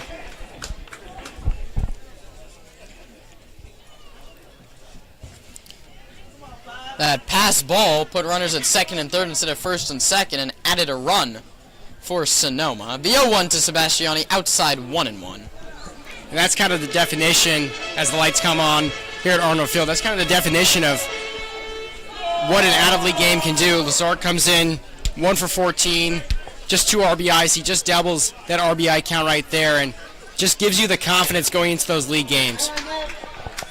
1-1 misses high, but that at bat is exactly what Zach Pace has been preaching to this ball club during this tough stretch. When there's runners in scoring position, you have to be hitting for the team, not yourself. All of these guys want the best stats possible, and all the coaches want that for them as well.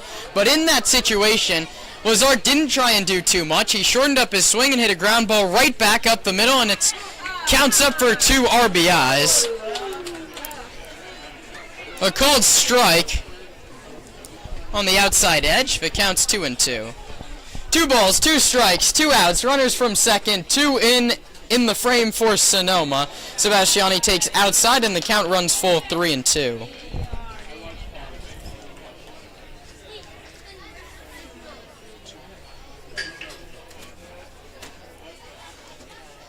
Payoff pitch coming to Nick Sebastiani. Here it is. Spoiled foul down the right field line. Extended his zone a little bit, but that's what you have to do with 2 strikes. Not the one he wanted, but hopefully after fouling that one off, he gets the one he does want.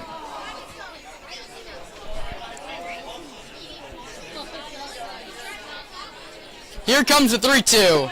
Low and outside, ball 4. The third free pass issued this inning from Spomer. There's first at second again for Sonoma. That brings up Justice Brinson. Nick Sebastiani's been on base 3 times tonight without the aid of a hit. Walk, hit by pitch, and another walk. Number 25, Justice Brinson. Third baseman Devin Laginta went to talk to Cade Spomer for a second there. I'd listen to whatever he has to say after yesterday's pitching performance. We'll see if that gets Spomer out of this inning. Brinson's grounded out and flown out in a couple trips. The top of the lineup and Caden Dosa next. Brinson takes a called strike number 1. And maybe Nick Sebastiani, is making a good case to Zach Pace that he could be in some more CCL games. He's 7 of 13, and he clearly has the patience and the approach to fight against those better pitchers. Yeah, he's 0 for 1 with 4 walks this series. He stands at first. Lazark stands at second. The 0-1 to Brinson fooled him badly on a breaking ball. It gets past the catcher. Lazark's caught halfway, and he's going to head back to second base. It's those little mistakes, Matt Ryan, even in wins. Zach Pace is taking note of. Lazark took the aggressive secondary, but could not pull the trigger and head towards third. 0-2 to Justice Brinson. Runners lead from first and second with 2 away. The pitch. Brinson takes outside 1-2.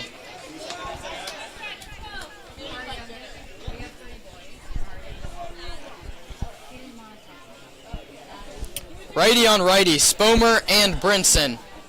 2 runs already home for the Stompers. 2 more out on the base paths. The pitch. Half swing. Did he go? No! To the shock of the Petaluma Leghorn infield, so Brinson gets another chance at 2-2. 2 balls, 2 strikes, 2 outs, 2 on. Stompers 5.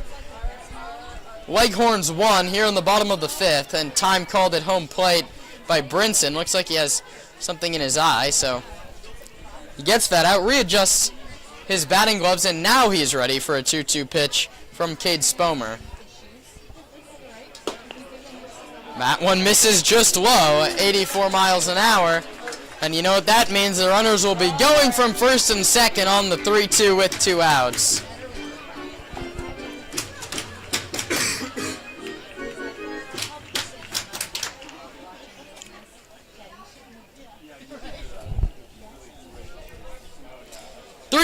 Brinson takes a called strike 3.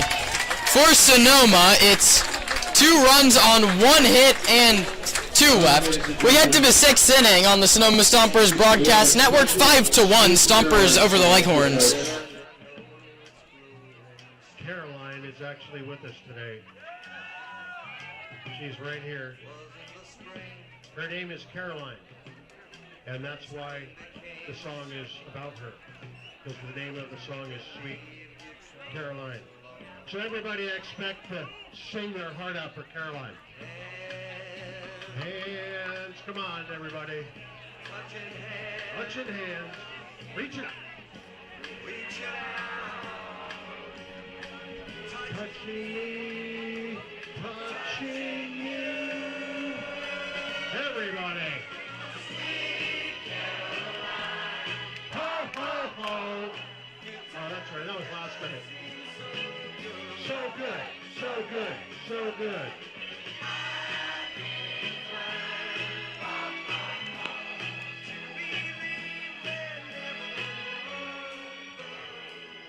Now, she didn't even know that this song wasn't about her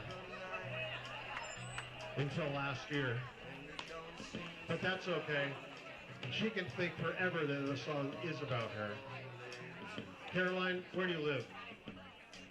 She lives in San Francisco. She comes out here for the summer every year with her sister and her brother. And you're the nanny? And the boss, the kid boss, right here. All right, so we got time for one more verse, everybody. We're gonna Sweet Caroline it. Then they're gonna go to Sweet Scoops and get ice cream. And what do I get? Nothing. But that's okay. Touching me, touching you. Everybody now. Ba, ba, ba. Sweet Scoops, Sweet Scoops. Ba, ba, ba. All right, everyone, that's Sweet Caroline, brought to us by Nana's Olive Oil. And that happens to be Nana's granddaughter, so it's appropriate. Sweet Caroline, everybody.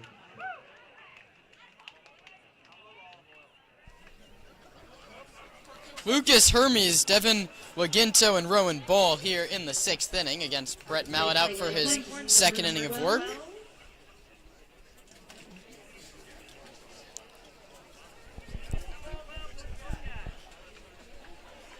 The 1-0 to Lucas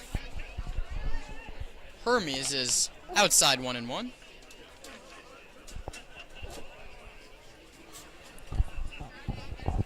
Stompers looking to split the series with the Leghorns. The 1-1 from Mallett is bounced towards short. Sebastiani, it's an in-between hop, and it's the second error of the inning, or of the game, beg your pardon, on Sebastiani. You could just see that one before us playing out. He started in, he went back, he knew he was going to get the in-between hop, and he just couldn't recover in time. And he started to chop his feet after he realized the ball took a way higher hop than he once thought. And yeah, you know, the body language was all there from Sebastiani, and he just couldn't corral it with that bare right hand. This one's hit off of Mallett. Lazark, the third baseman, fields and throws to first, not in time. So Mallett's unlucky outing continues. That has to go as a hit in the scorebook, and out to the mound comes Zach Pace, but it might be Paul Remedios, the home plate umpire, that will change the call. Zach Pace came out, he'll head back. The runners stay at first and second. I think he was just making sure Mallett's foot was okay after he just took a rocket. Almost a nice play. Kick towards Lazark.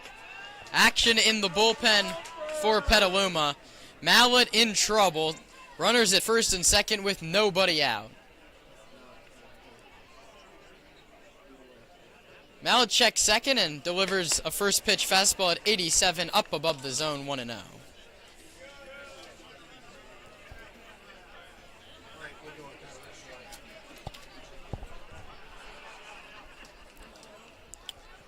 Rowan Ball has struck out and walked. He takes high. He's ahead in the count 2-0.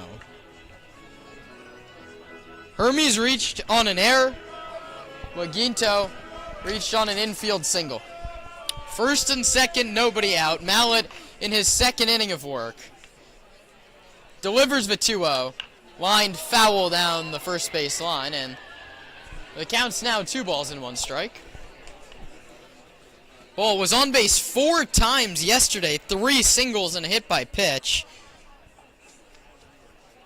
So that's 5 times aboard on the 2-game set. Runners lead from first and second. Mallett from the stretch. Staring into Brinson to get his sign. Delivers. High 3-1. And now Wyatt Rowland back up in the bullpen for the Stompers. Rowland through just 2/3 of an inning yesterday. So, Zach Pace, we've never seen this from him throwing a guy on back-to-back days, but that might have to be the case as Brett Mallett has loaded the bases with nobody out.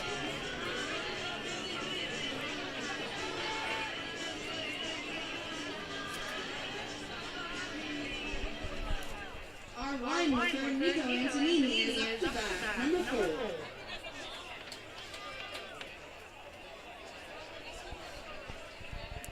Bases loaded, nobody out. This inning has gotten away from Brett Mallett in a hurry.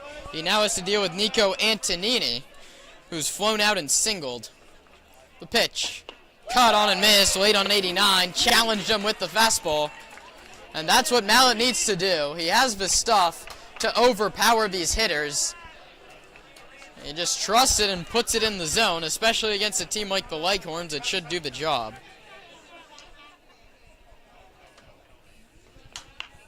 That fastball is lined foul. Back to the screen down the first base line, and it's now 0-2. Error, single, walk. The Leghorns have gotten on base all different ways here in the 6th. Mallett way out ahead of Antonini 0-2. Here it is. Antonini stays alive. It's foul down the right field line.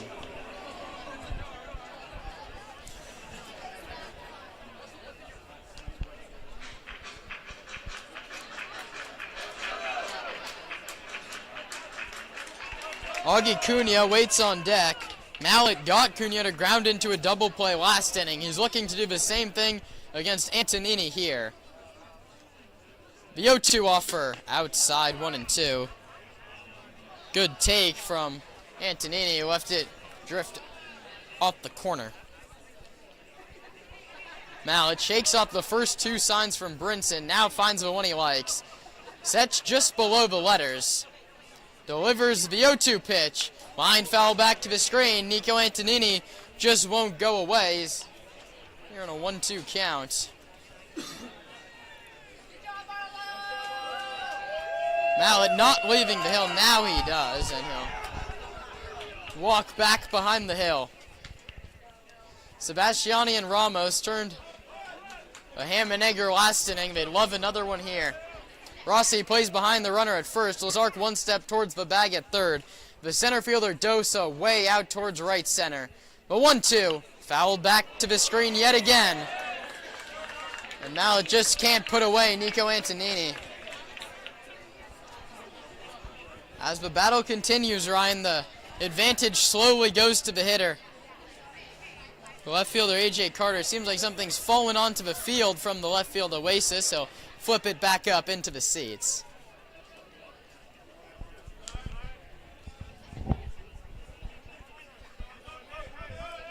Wyatt Rowland throwing in earnest in the bullpen for the Stomps. Mallett staring in to get his sign from Brinson. The Leghorn leads from every base. Yet another 1-2 pitch. Lined up the middle. Sebastiani fields. He steps on second. He throws to first in time. Brett Mallett wins the battle and gets the double play. A run does come in to score on the play. That's Hermes. No RBI for Antonini as he bounces into the 6-4-3. And Brett Mallett never gave up on that at bat and induced the ground ball double play. Great piece of pitching from the Jacksonville State right-hander. His second double play in as many frames, and he looks to limit the damage again.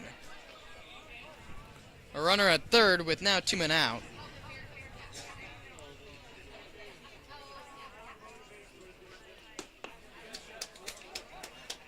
Eight of the 11 hitters that Mallet have faced have reached base. After all of that, though, if he gets Augie Cuneo here, he would have only given up 2 runs. His 0-1 offer, fastball away. It's 1-1. 46 pitches already through just 1 2/3 innings. You'd expect his day is done, and Wyatt Rowland will start the 7th. The 1-1 outside 2-1.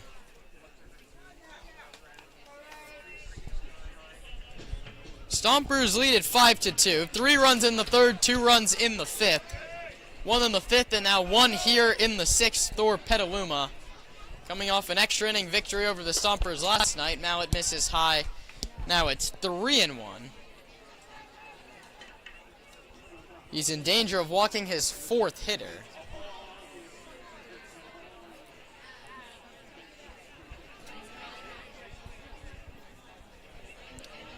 Three and 1 coming to August Cuneo.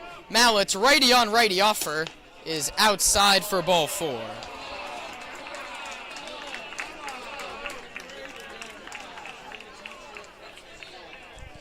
Brings up the 9-hitter Bo Jurasek, and that brings Zach Pace to the hill. He hasn't made the point down to his bullpen just yet, but as the entire infield joins him, Mallet will walk towards him and then walk together back up the right side of the hill. The Stomper defense, or infield at least, convening behind the mound. Runners at the corners for the Leghorns. Zach Pace is either killing time for his bullpen, or Brett Mallett's trying to talk his way into staying in this game. And Zach Pace, with a bit of a shorter leash here, because he knows this is a game he can easily lose. The Leghorns did it last night. They're really threatening here. And you want to just put this one away. Don't let it be in striking distance for a talented Leghorns team. That, yes, they're young, but they will fight in the box. And they've been fighting Mallet really well, working all those walks and then getting those timely hits. Zach Pace is going to trust his righty. He makes the long walk back to the bullpen by himself. And Brett Mallet now has the chance to get Bo Jurasek with runners on the corners and 2 men out.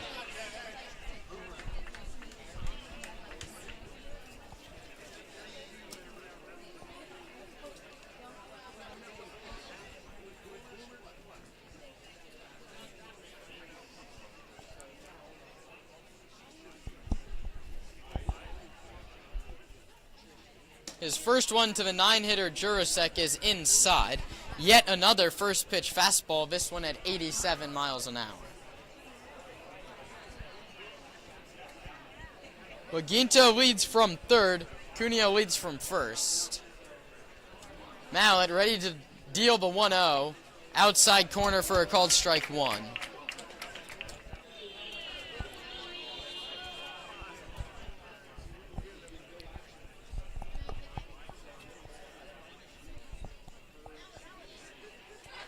The 1-1 coming. Runners lead from the corners, and it's spoiled foul down over the third base dugout belonging to the Petaluma Leghorns. The count's 1-2. All things considered, if Mallet can get out of the inning here and limit the damage to just 2 runs in 2 frames, maybe it's not the outing that he would have liked, but the ERA doesn't take the hit that it once could have. 2 on, 2 out. A 1-2 pitch coming to Jurasek. Mallet deals, and it's a cue shot to third. Lazard charging and takes a nasty bounce. My goodness. Brett Mallet cannot catch a break. I mean, you may want to, put some new dirt out there and at Arnold Field and find some of these divots, because it is just a pain if you're an infielder. That time, that ball is going right at Lazard. It's a high chopper. He decides to charge it instead of staying back because of, the speedy runner. And it just kicks way to the left after it was heading right at him. It turns into an RBI single for Jurasek because you can't make that an error. And if I was Brett Mallett, I'd offer to go mow the infield grass myself. That's the third hop that's gone against him. First pitch, breaking ball this time. In there for a called strike one at the top of the zone. Depending how much Mallett believes in expected analytics, the expected ERA from this start should be 0. This one's popped up. That should end the inning. Nick Sebastiani, the shortstop, makes the call and the catch, and the side is finally retired. 2 runs come in to score, and 2 are left on the bases. Halfway through the 6th, 5-3, Stompers.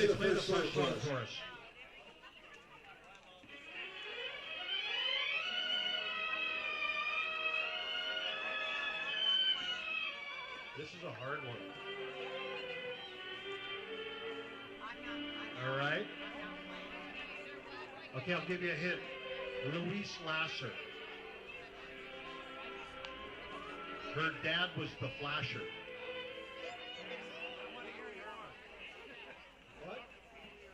No, not Pee Wee Herman. Mary Hartman, Mary Hartman. I told you we start off strong. Okay, give me another one.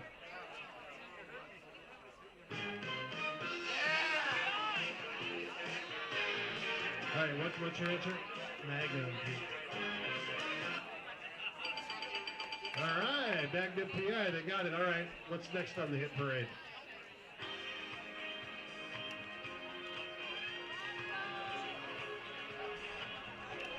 Yeah. Is it Love Boat? Love Boat is their answer. All right. What's the next one? Ooh, that's a good one.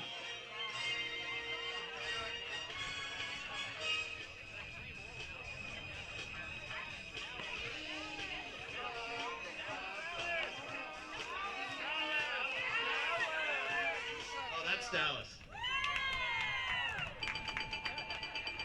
All right. How about another one?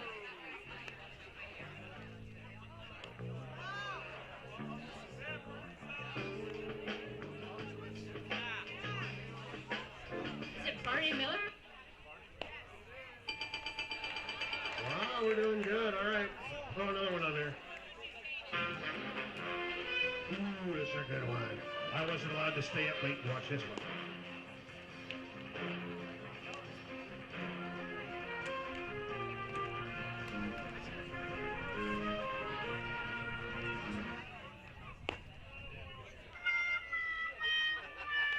Barnaby Jones. Barnaby Jones. Holy cow.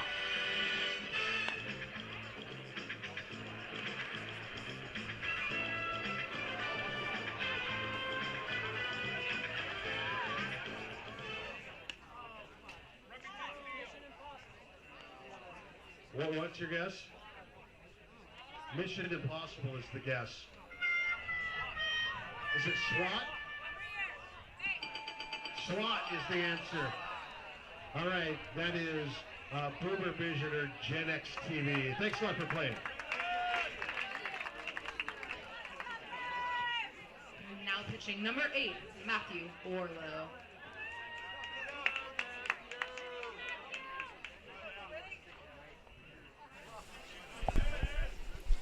Bottom of the 6th inning here from Arnold Field. A new pitcher, Matthew Warlow, delivers his first pitch, and it's outside to Caden Dosa, the Stomper leadoff man. Cade Spomer's outing is done after an inning and a third. 2 hits, 2 runs, both earned 2 walks and 3 strikeouts. Dosa expands his zone, swings and misses at a pitch well up above it, and the count's 1-1.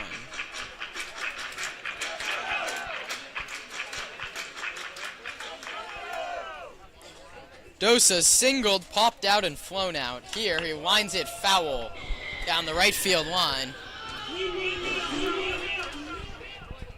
And the count's 1-2.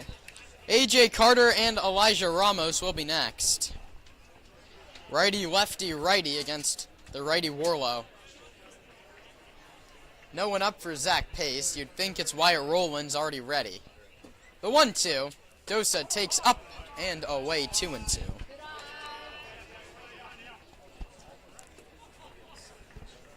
Stompers saw their lead cut in half in the top of this inning. A 5-1 advantage became a 5-3 advantage.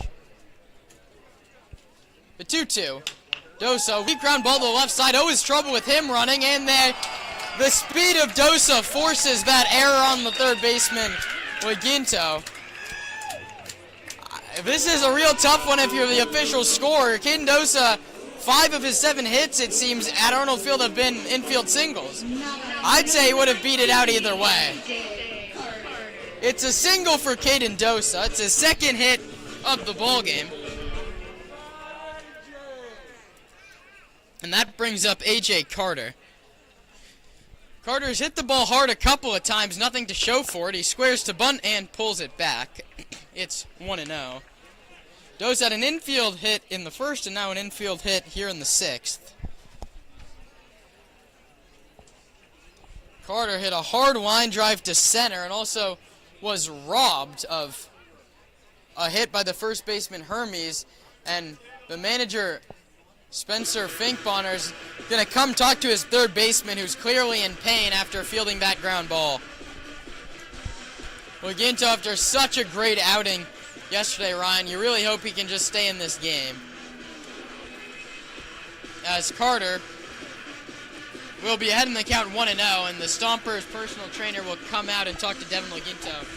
And if you ever walked on the infield grass at Arnold Field, obviously the ball takes those weird bounces, but it's because there's these weird divots within the grass. And that time, the third baseman, Leginto, had to run onto that grass as fast as he could to get after that ground ball that evaded him at first. And now a new third baseman. So a substitution. Jeffrey Rice will come in as the center fielder, maybe? Or maybe he's just taking a jog to get loose. The left fielders come in as well. So, looks like there'll be a couple substitutions. This is always a tough situation. You have a smaller roster like the Leghorns. And we'll get you all those changes when we can. The at-bat to Carter's been paused at 1-0. And we go back to that first pitch. He squared to bunt. Carter failed to get the bunt attempt down in the 11th inning yesterday.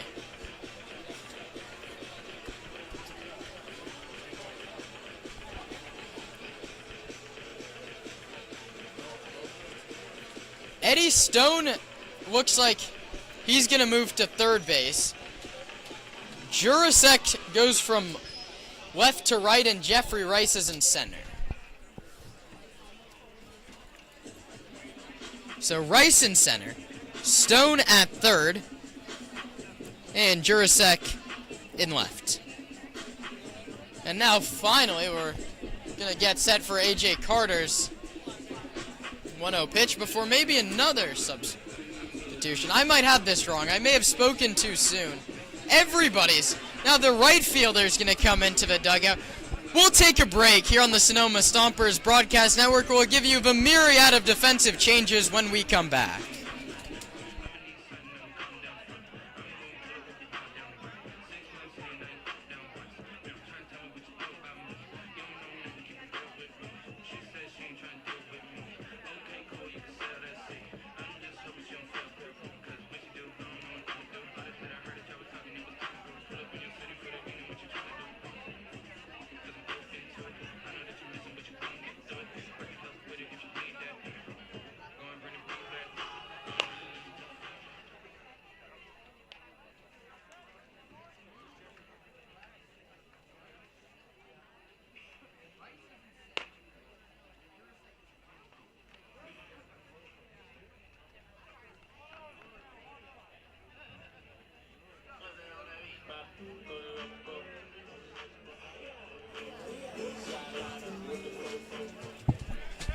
I'll get you these defensive changes as well as I think I can. After the 1-0 to Carter is low and outside, gets to the screen. Second base will be gifted to Caden Dosa on the wild pitch. From what I have, Jurasek is in left. Jeffrey Rice has come into the game to play center. Eddie Stone is in right field. Rowan Ball moves from second to third. And Nico Antonini moves from right to second. And now we have a 2-0 pitch to A.J. Carter with a runner in scoring position and nobody out. That one finds the inside corner, 2-1. So one more time. Jurasek, Rice, and Stone, that's left to right. Ball, Giacomini, Antonini, and Hermes, that's third to first. That one misses lone inside, and A.J. Carter, after all of this, is way out ahead in the count. It's 3-1. Dosa, infield single. He went to second on the wild pitch. He stands there with nobody out. The 3-1 coming to A.J. Carter. Low, ball 4. And he's on base for the first time today.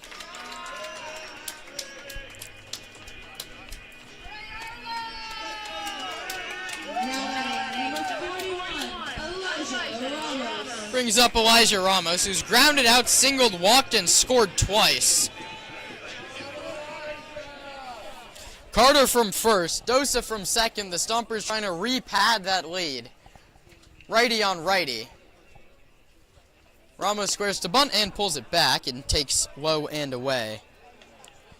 Matthew Warlow, 2024 grad, right-handed pitcher out of Windsor High School. The first baseman, Hermes, is in on the grass, and Ramos takes a called strike one. And maybe they're all just going to square up on the first pitch and are just swinging away either way. Carter squared first pitch and then was swinging away. Ramos, we'll see if he's hacking on the 1-1. He's taking outside with a fastball 2-1. Close pitch, but our TrackMan system agrees with Paul Remedios.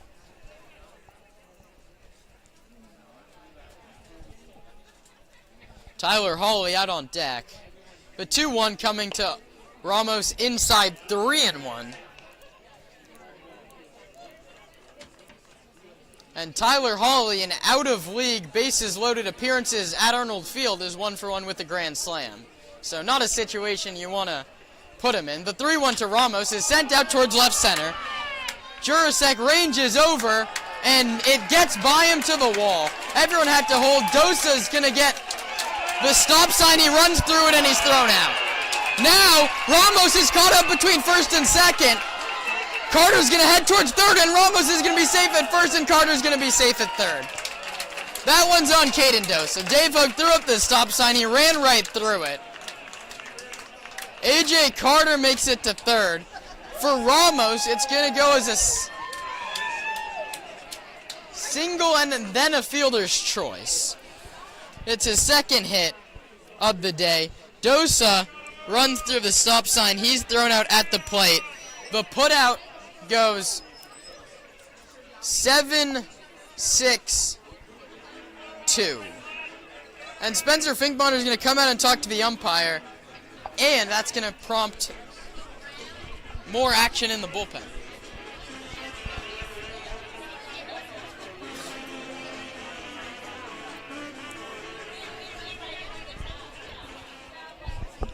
Dosa's out on the plate. Carter goes first to third. And that brings up Tyler Hawley with runners at the corners and one out. That almost spelled disaster for the Stompers. The out was made at first place, and they had Elijah Ramos hung up between first and second. And it's still things like this, even if they go on to win this game. It's a second base running miscue for the Stompers. Zach Pace won't be pleased with that. You don't get away with things like that in out-of-league play. The first one comes up and hits Tyler Hawley, so it's going to be Luke Rossi's bases loaded at bat.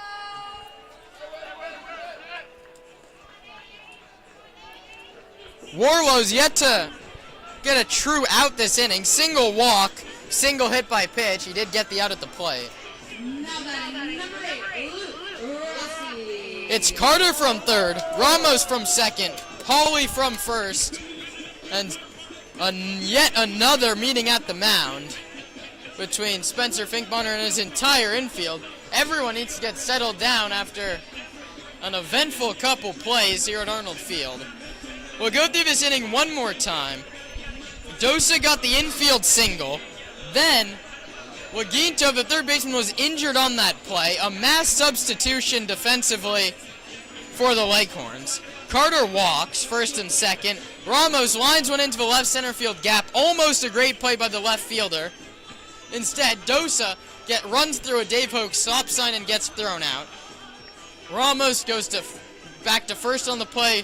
Carter gets to third, and now Hawley's hit on the first pitch. So the bases are loaded.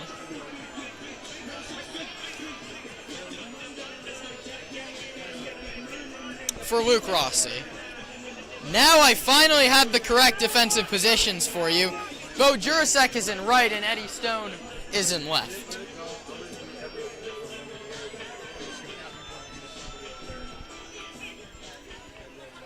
So Jurasek moved from center to right when Rice came into the game. Either way, Luke Rossi has a chance to extend the Stomper lead with the bases loaded. The first one to Luke is a called strike one, a fastball at 86. Rossi, a .435 hitter in non-CCL play. 1 for 3 with a double last night. 0 for 2 with a walk tonight. Here it comes, and he takes low 1-1.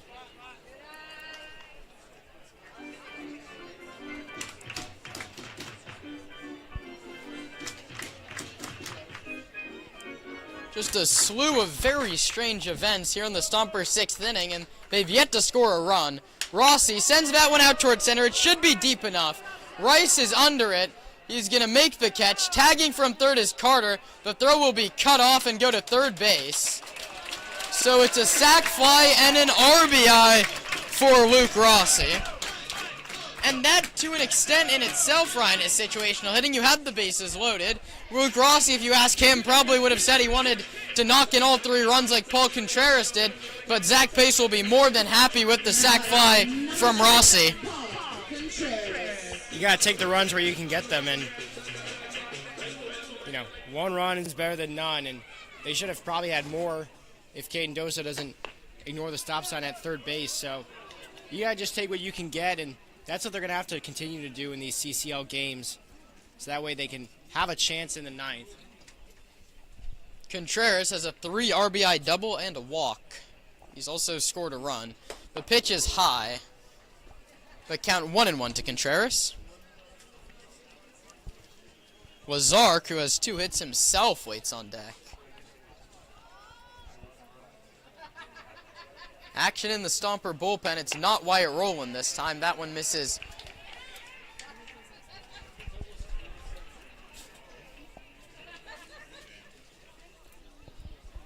The 2-1 coming to Contreras. Inside 3-1. Garrett James, the 6'3 left-hander out of Texas Lutheran, up and loosening in the bullpen for Zach Pace. Contreras looking to add some damage on. The 3-1 is chopped towards third. The new third baseman picks it. That's Rowan Ball, takes it to the bag, and the side is retired. For the Stompers, just 2 hits. They get the run. We head to the 7th. Stompers doubling up the Leghorns at 6-3. No throwing stuff at me like last night. All right? At the end of this inning, the 7th inning of play, the bar at the ballpark will close. It's not what, I don't make the rules, so it's officially last call for alcohol. You can get a Flybird margarita, you can get another IPA, whatever you want to do, you got to get it before the end of the 7th inning. And because it is the 7th inning, we've got a birthday that we'd like to recognize. Hey, Peter, it's your birthday, so everybody up and sing happy birthday to Peter. All right? That means you guys too. Happy birthday to you. Happy birthday to you. Happy birthday, dear Peter. Happy birthday to you. Way to go, Peter. We're glad that you chose Sonoma to spend your birthday.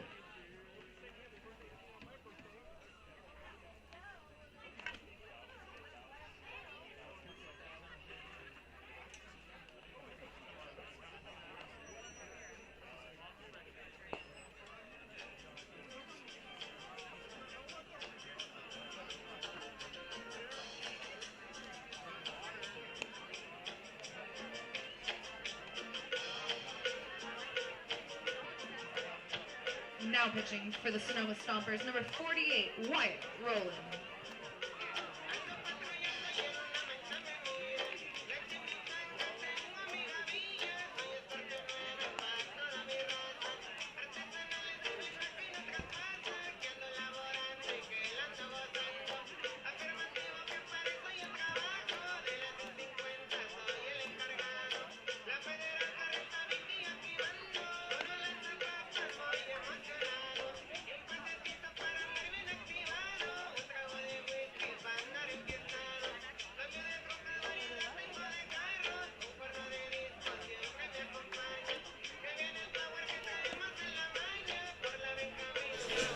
Hayes Lamar will face a new pitcher, Wyatt Rowland. This pitching change, as always, brought to you by Sweetwater Spectrum, life with a purpose for those on the autism spectrum. And this time, they'll turn to Wyatt Rowland in relief of Brett Mallett. Rowland pitched yesterday in 0.2 innings, 2 hits, 1 walk, 1 hit by pitch, 1 strikeout. Riley Phelan came up and cleaned it up, and no runs came in to score.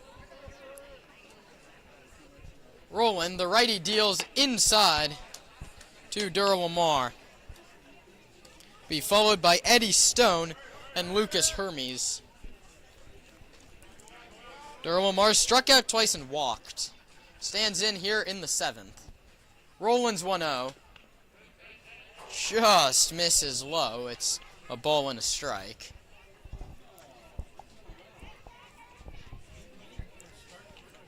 Now it's 2 balls and no strikes to the designated hitter. We saw him at shortstop yesterday. Now Rowland pitches the 2-2. Bounce towards short. Sebastiani down to a knee, fields and throws in time. Nice stretch by Luke Rossi. The putout goes 6-3. There's one away. Brings up Eddie Stone, who's moved around defensively, but digs in for his 4th time. He's struck out, walked, and grounded into a fielder's choice. Now batting 13, Eddie Stone. Stone, 3 walks on the series.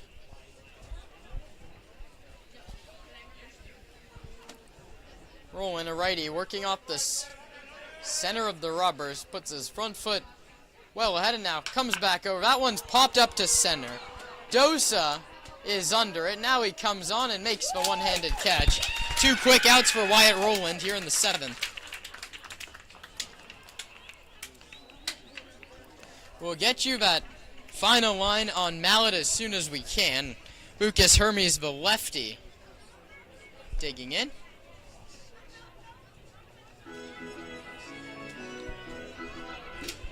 Six to 3 Stompers over the Leghorns, top half of the 7th.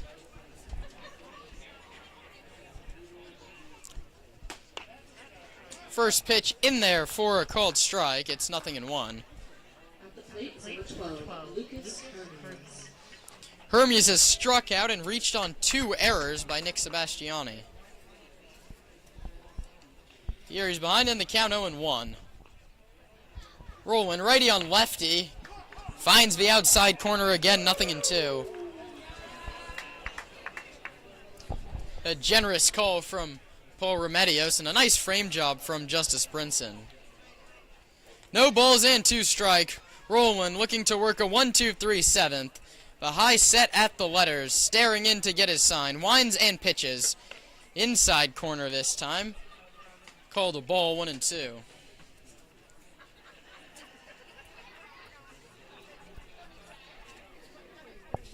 Devin Laginto scheduled to hit next. He was taken out of the game, but with all the substitutions made, I don't know which one was the true for Laginto. That one's bounced foul back to the screen.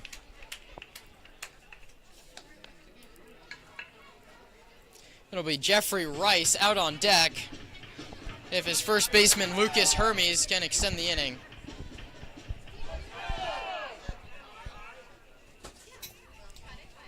We'll give you Mallett's line after this 1-2 pitch. Rowland misses low and away. Brett Mallett in 2 innings, 5 hits. Gave up 3 runs, 1 earned, 4 walks, and 0 strikeouts. 2 balls, 2 strikes, 2 outs. Roland pitches, low and away, and all of a sudden the count runs full 3-2.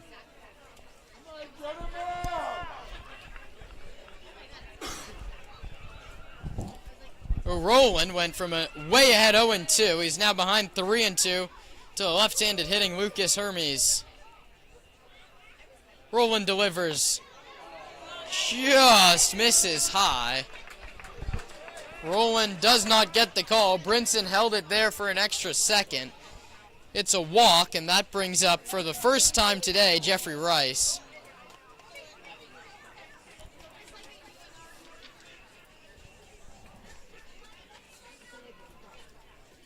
Now batting number 19, Jeffrey Rice. Rice came in defensively to relieve Laginto, who walked off favoring that left leg after that ground ball back in the bottom of the 6th. First pitch fastball from Roland, called strike 1. Rossi holds on the runner Hermes at first, who's been on base 3 times tonight. Roland pitches high. It counts 1-1.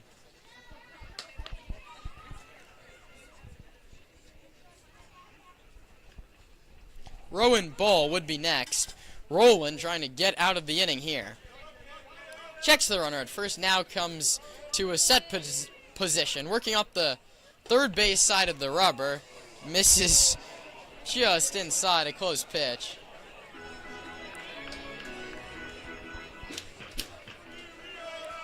So now he's behind in the count to Jeffrey Rice. A pick back to first.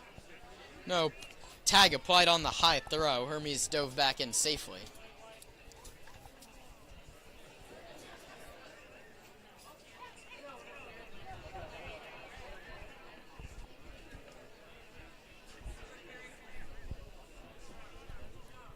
Two-one offer coming from Wyatt Roland is a bouncer back to him. He gloves it, sets, fires in time to get him.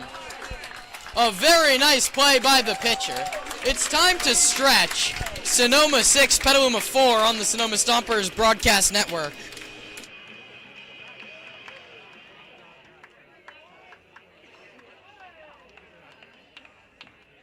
It's time for the 7th inning stretch, brought to you by Congressman Mike Thompson. All right, everybody. Me out to the ball game, take me out to the crowd. Buy me some peanuts and Cracker Jacks.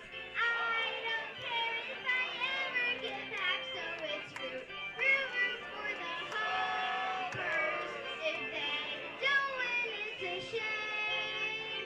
So it's 1, 2, 3 strikes, you're out at the ball game. Fantastic, right here. That's Take Me Out to the Ball Game, brought to us by Congressman Mike Thompson. His sign is right there underneath the American flag. And that was Gabby, everybody. Gabby singing for us.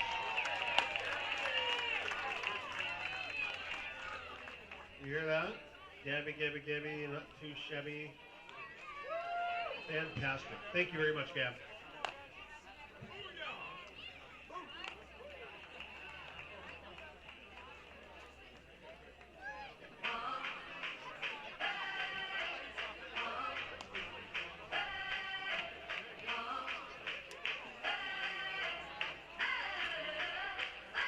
I'm living in that 21st century, doing something mean to it, doing better than anybody you ever seen do it. Screams from the haters, got a nice ring to it. I guess every superhero need his theme music. No one man should have all that power. The clock's ticking, I just count the hours. Stop tripping, I'm tripping off.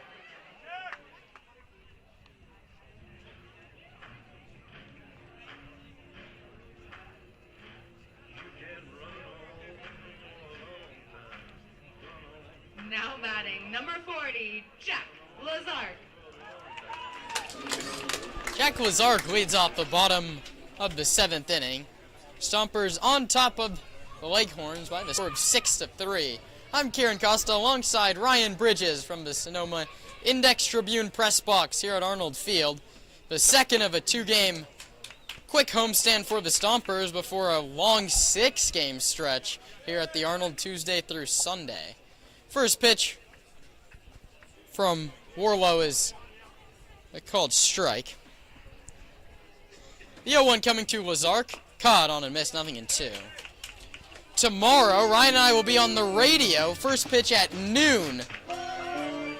That one from College of San Mateo, the Legends and the Stompers back in league play. Then Monday off. The 0-2 to Lazark is high. And the count's 1-2. After Monday off, Tuesday, Wednesday, Thursday, Friday, Saturday is league play at Arnold Field. You can get tickets on our website or give us a call. Lazark check swing did not go 2-2. Especially highlighted that July 4th game against the San Bruno Seagulls.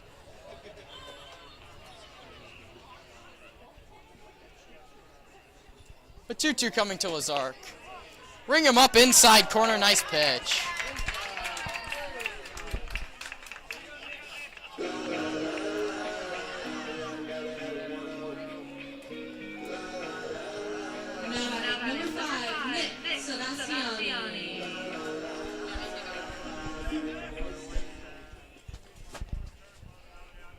Brings up Nick Sebastiani, who's been on base all 3 times without the aid of a single. Couple walks and a hit by pitch. Here he swings and fouls it down the right field line.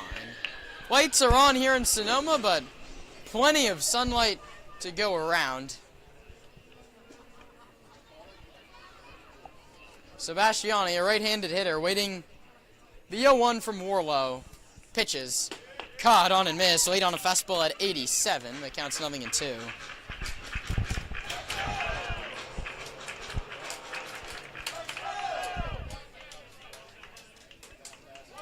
Sebastiani, a little pull the work out of here as he takes the 1-2 low and away. Justice Brinson, 0 for 3, is on deck. 3 runs, 5 hits, 1 error for Petaluma. 6 runs, 7 hits, and 2 errors. That's 7 in the series for the Stompers. The 1-2. Sebastiani, a weak pop-up, right side. It's going to be the first baseman cutting into foul ground. Hermes makes the catch. And very hastily, there's 2 away in the home 7th. Now batting, catcher number 25, Justice Brinson. Brings up Justin Brinson. Ground out, fly out, and strikeout on the evening for the Stomper catcher. Looking to flip the lineup back to the top in Caden Dosa.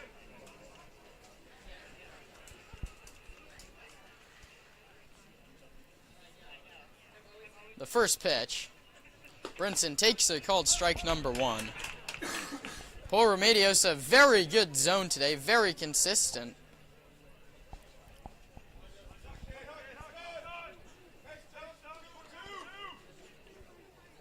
Outfield and infield playing straight away. Brinson takes a breaking ball away 1-1. Center fielder Rice, maybe a couple steps in towards second. Brinson awaits the 1-1 from Warlow. It's low 2-1. Caden Dosa, the leadoff man's on deck. He has a couple infield singles today.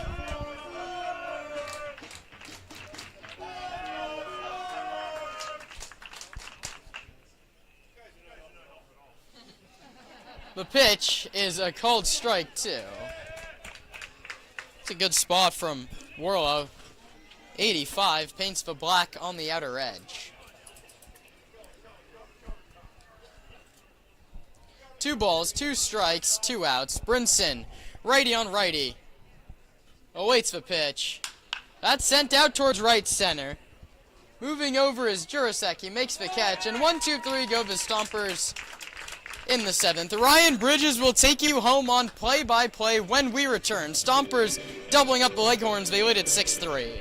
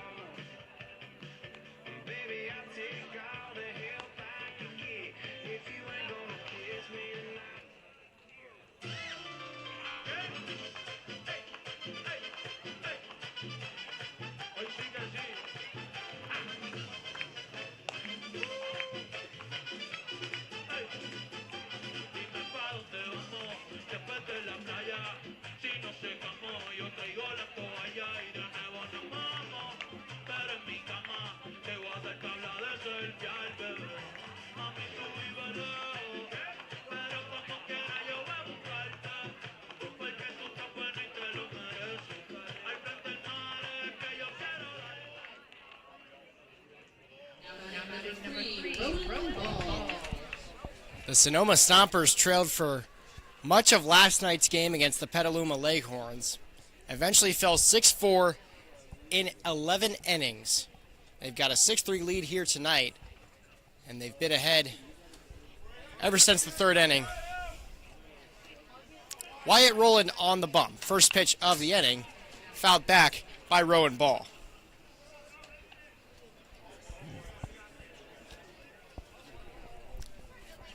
I'm Ryan Bridges alongside Kieran Costa. Thank you for joining us once again. A righty-on-righty matchup here. Rowland kicks and deals. It bounces well before the plate, above the glove of Justice Brinson, count even at 1-1.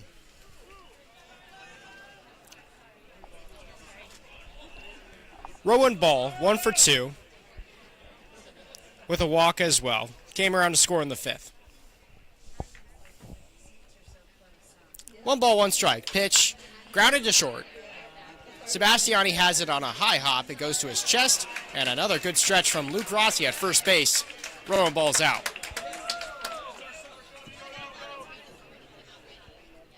It's been an up-and-down night in the infield for Sonoma. Not all their fault. The grass monster inside the infield grass here at Arnold Field has made a couple balls skip out of the way. It's been tougher. Jack Lazark at third and Sebastiani at short. In CCL games, that's Trent Abel normally at shortstop and Tyler Hawley at third. Fantastic infield for Sonoma, one of the best in the CCL. First pitch from Rowland to Nico Antonini. It's a called strike on the outside. Antonini 1 for 3 with a single as well. He was 1 for 4 last night. Rowland kicks and fires, 0-1. Sent out to short once again, and a diving play cannot be made by Sebastiani. Antonini with his second base hit of the night puts 1 on with 1 out for the Leghorns. And the catcher, Augie Cuneo, now the 3rd straight righty that Rowland will face.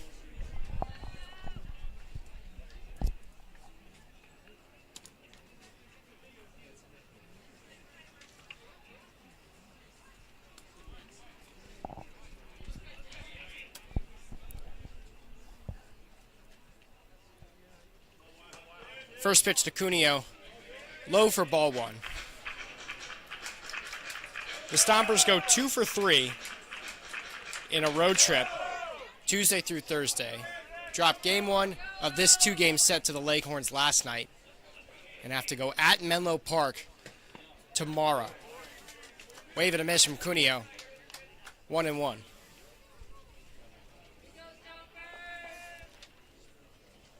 Wyatt Rowland on the bump for his second straight day. Only recorded 2 outs in his last time up. That was in the 6th last night. 1-1 pitch. A swing and a miss once again from Cuneo.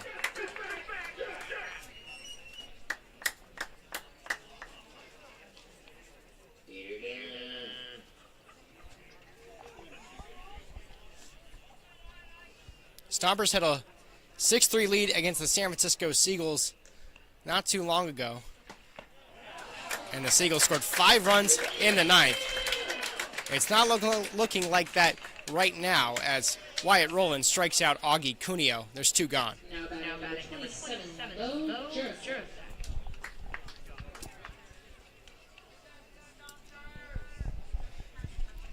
First punch out of the day for Rowland in his second inning.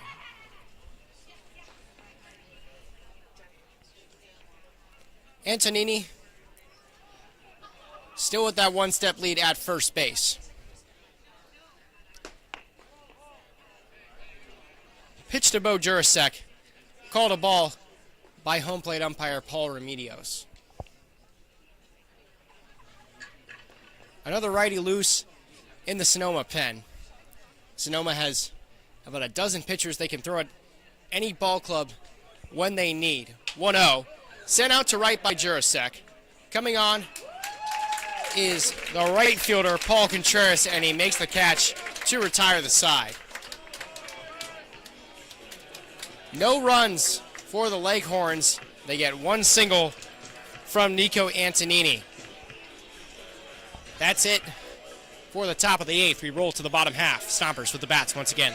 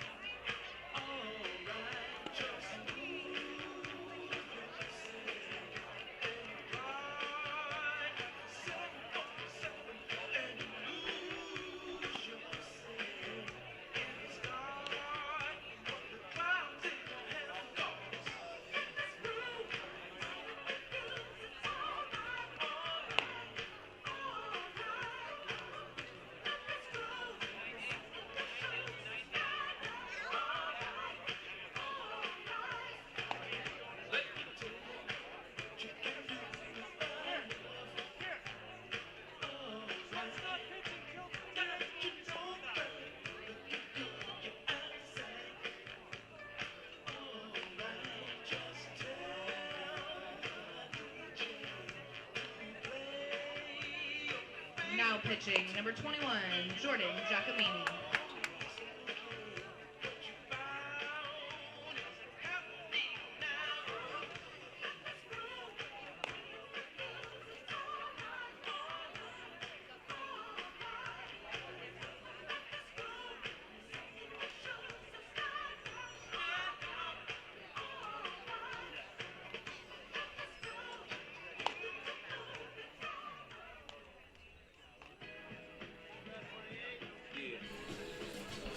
The Petaluma Leghorns trying to hold serve and give themselves a good enough chance in the 9th. They've only got 3 more outs to work with. The Sonoma Stompers lost a surprise game last night to these Leghorns, but the Leghorns just haven't had the power throughout the both games of the series. No extra base hits yesterday, no extra base hits today. And the experience gap starting to show here in the second game from Arnold Field. Ryan Bridges and Kieran Costa here with you.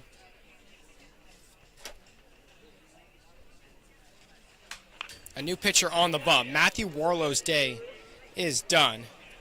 And it's Jordan Giacomini, who was at short.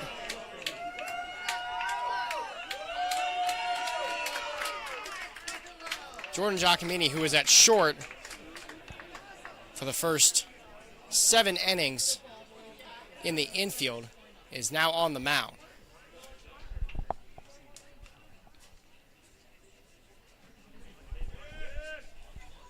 He kicks and deals. His first pitch was a strike. His next pitch, also a strike. A swing and a miss from the leadoff man, Caden Dosa.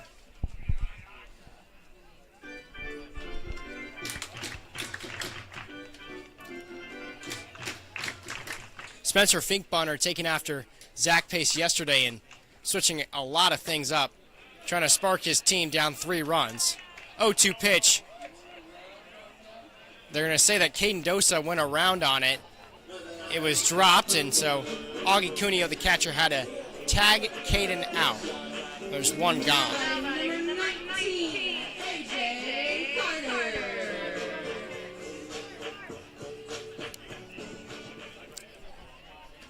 The man on the bump, Jordan Giacomini, out of Santa Rosa Junior College. Had 13 appearances in his 2024 season, went 5-3, and in 72 2/3 innings pitched, he had a 4.83 ERA. 49 strikeouts to 41 walks. He's behind 1-0 here. And A.J. Carter sends it out to center, and it will drop right before Jeffrey Rice. A.J. Carter certainly sees the bat well in non-league play. As a little basketball celebration on first. Now batting for the Sonoma Stompers, number 41, Elijah Ramos. He certainly had it going. Hitting over 500.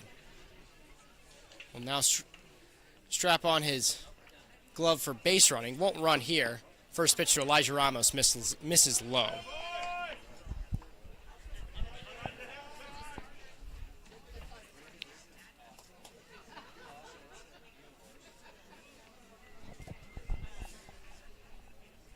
One 0 from Giacomini. Outside ball 2.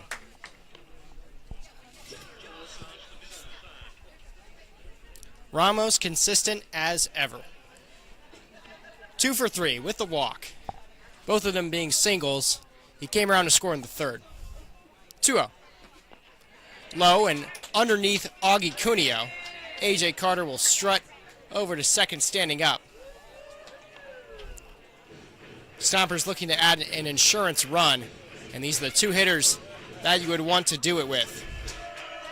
Elijah Ramos, the most consistent on the team, and Tyler Hawley, we've remarked on it many times tonight, has consistently shown the power this season. Giacomini, way behind 3-0. He checks A.J. Carter, now fires his pitch, and his fourth one is below in the basement for ball 4.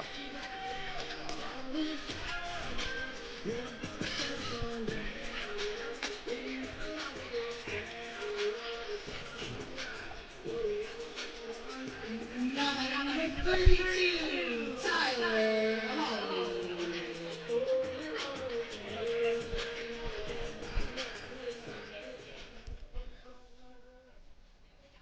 Tyler Hawley's 1 for 3 with a hit by pitch.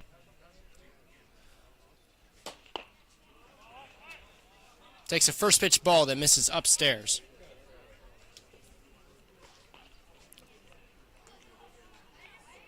The Stompers with a good day today, as long as they can hold on to the 6-3 lead, as Hawley foul tips this one back. The question has consistently been, can they turn that into wins in CCL play? A lot more of those games coming up in the month of July. And a big 4th of July week for the Stompers on the horizon. 1-1 from Holly. It's a shattered bat. It's over the head of the second baseman, Antonini. Carter rounds third, heading for home. Throw is offline. The catcher, Augie Cuneo, way off the bag, and A.J. Carter scores. It's an RBI single off a shattered bat from Tyler Holly. And Kieran, you already know where you can go to fix a broken bat. He can do it at Freeman's Home Improvement. Ryan, there's no fixing that broken bat. Holly's bat shattered multiple pieces when flying across the infield. That's the way this one's been going for Sonoma. It feels like nothing's been going their way the past few weeks. They have a couple blue pits. That one turns into an RBI single. The ball finally starting to roll Sonoma's way. And I would just hope the bat boy Arlo, who picks that up, doesn't get any splinters handling all that wood from Holly's bat. It usually doesn't go your way. A broken bat will usually mean a ground out, but Holly gets it to go into the outfield, and Luke Rossi sends this one out into the shallow outfield, and it'll be dropped by the second baseman, Antonini. A wide throw of second, can't get Tyler Holly. Elijah Ramos comes all the way around to score, and now, after they can't find the ball, Tyler Holly will also come in. And now Luke Rossi wants to challenge third, throw down to second, not in time. The Petaluma Leghorns fall asleep in the field, and they allow 2 more runs to come around to score. It's 9-3. Ryan, very, very close to being an infield fly rule there. I think he was 2 steps out into the outfield grass. But the line of what infield fly rule really is ordinary effort for the second baseman. And if this happened to the Stompers, I'd be pleading for an infield fly rule on that one. Like you said, he's in the outfield, and it really seemed he was surprised when the ball dropped, so I don't think it was intentional, as Luke Rossi now steals second base. 6 runs, you lose the first game. Rossi still within his right to go take that third base bag.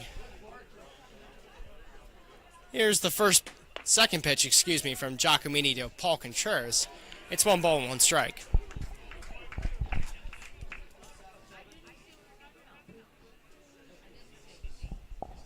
Pardon me, it's 0-2.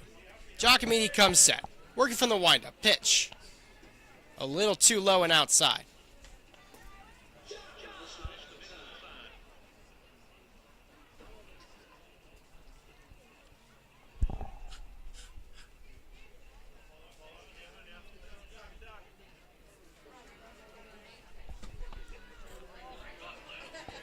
One, 2 outside.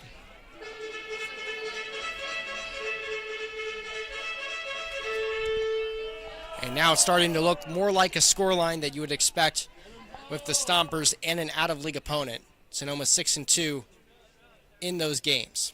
2-2. This one bounces away from Cuneo. A wild pitch from Giacomini. It brings Luke Rossi around to score, and the Stompers have hit double digits. It's 10-3.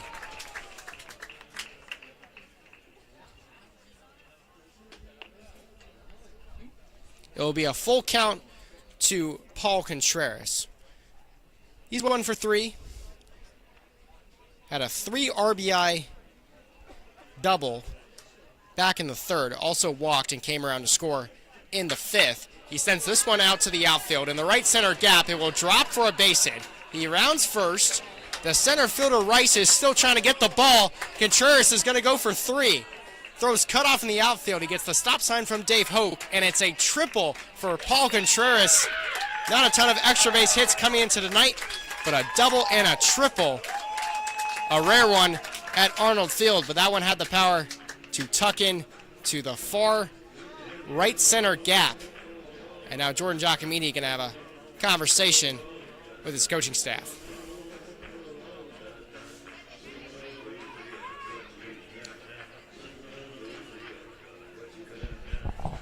This last of the 8th inning just turning into a comedy of errors for Petaluma. The dropped pop-up that could have been infield fly turns into a 2-run scoring. Ross even steals third, comes in on the wild pitch. Everything that's been going wrong has been for Jordan Giacomini and the rest of his defense, but that Paul Contreras baseball, no luck needed in that one. That one was crushed the opposite way.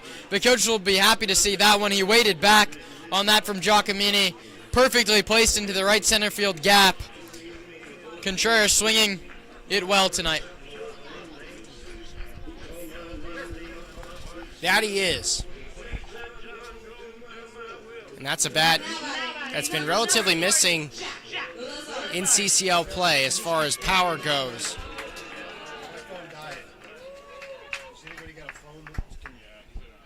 If Paul can get going, can certainly add a lot for the Stompers. Typically sits in the 5 and 6 spots in the batting order in CCL play.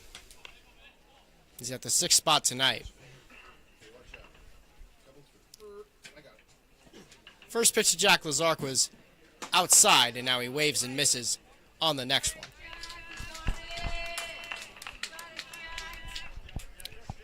Lazark with a nice day. The best of his summer offensively. 1-1 fouled away. 2 for 4. A single and a double.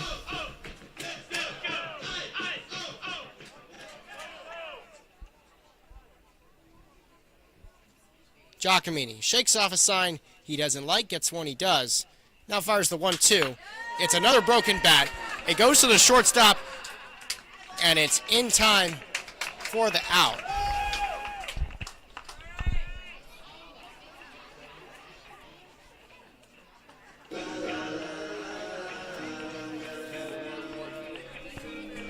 Another broken bat brought to you by Freeman's Home Improvement.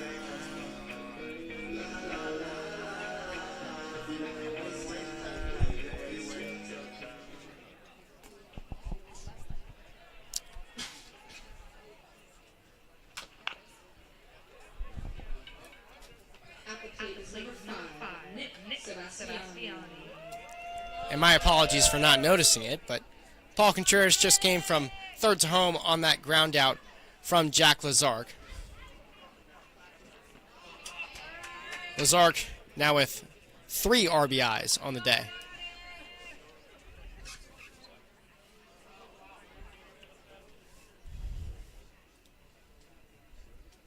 Giacomini.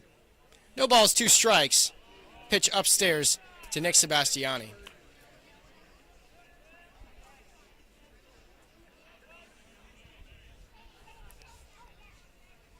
Sebastiani and Giacomini, who's on the bump, both go to SRJC, or will, very soon. And a check swing from Sebastiani. Paul Remedios says he goes around. And it's 2 punch-outs in the inning for Jordan Giacomini.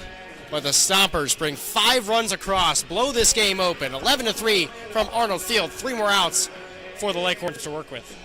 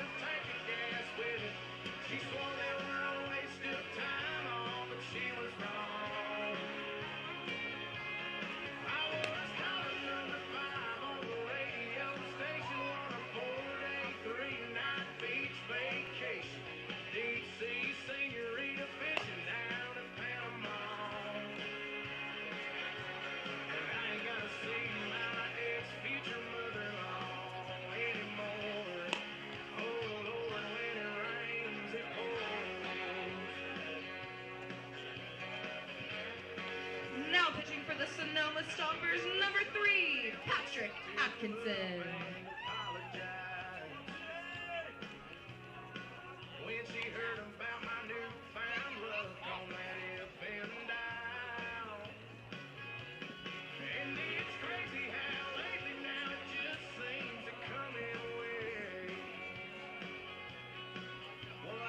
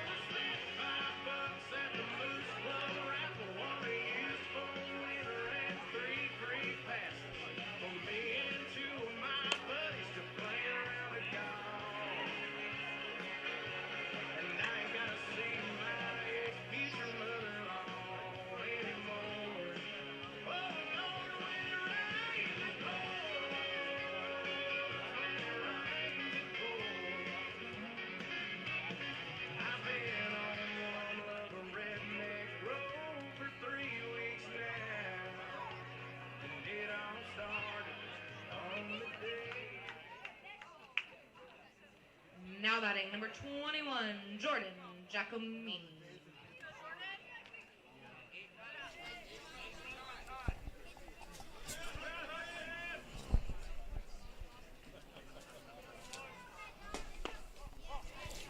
Jordan Giacomini, who is just on the mound for the Petaluma Leghorns, now in the box, and a new pitcher for the Sonoma Stompers, the day done for Wyatt Rowland, and Patrick Atkinson, now on the bump for Sonoma.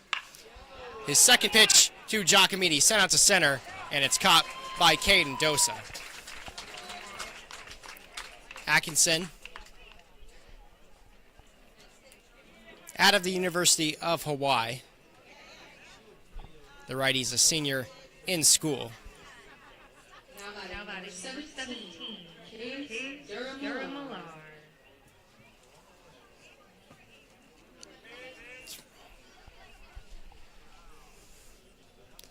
6 strikeouts to 5 walks for Atkinson this summer. He's taxed with the last 3 outs, and now he's only got to get 2 more to close out this one. Wyatt Rowland went 2 innings, gave up 1 hit, walked 1, struck out 1, and didn't allow a run. 1-0. Breaking ball drops in the zone for strike 1.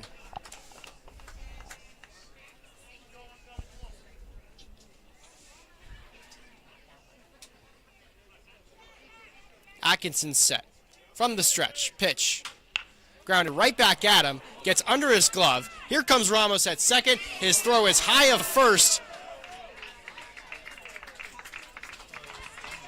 And the runner's obviously safe.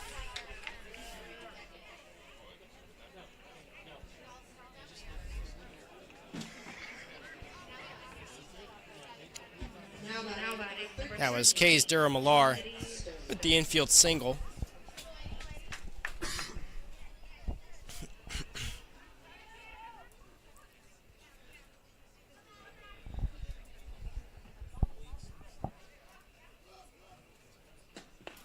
Goes down as an error for Elijah Ramos. First pitch to Eddie Stone, a called strike. Stompers on their way to a 7th out-of-league win. This one popped up right side. Paul Contreras, the right fielder, on the line, makes the catch. And the Sonoma Stompers just 1 out away.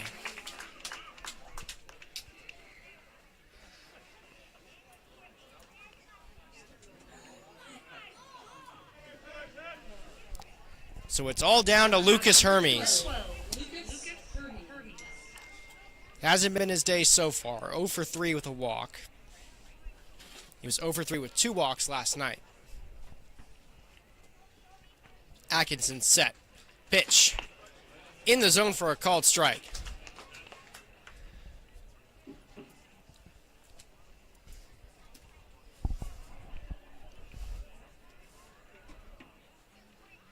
Oh, 1.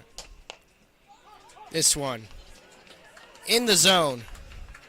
And the Stompers a strike away. They were very frustrated yesterday after that 6-4 loss in extra innings, looking to even the series. And this one's just outside for ball 1. Taking second on the play is Case Durham-Millar. But the Stompers looking at the last out, and they want it over the plate. 1-2. Paul Remedios says no. Count even at 2-2.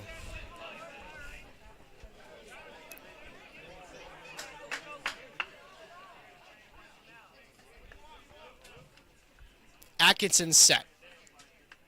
2-2 pitch. This one grounded to short. Could do it. A miscommunication between the third baseman, Jack Lazark, and the shortstop, Nick Sebastiani. It died on the infield grass. It was going right for Sebastiani. In the last second, Lazark came in to grab it. No throw made at first, and now runners at the corners with 2 gone.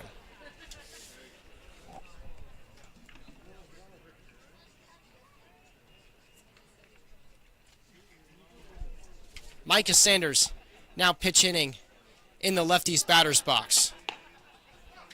The righty, Sebastiani, fires in a strike. is number 5, Michael Sanders. 0-1. This one in the zone once again, and the count 0-2. Atkinson looked to make it a clean 9th inning. Help out that ERA. One strike away once again. The pitch is a wave and a miss.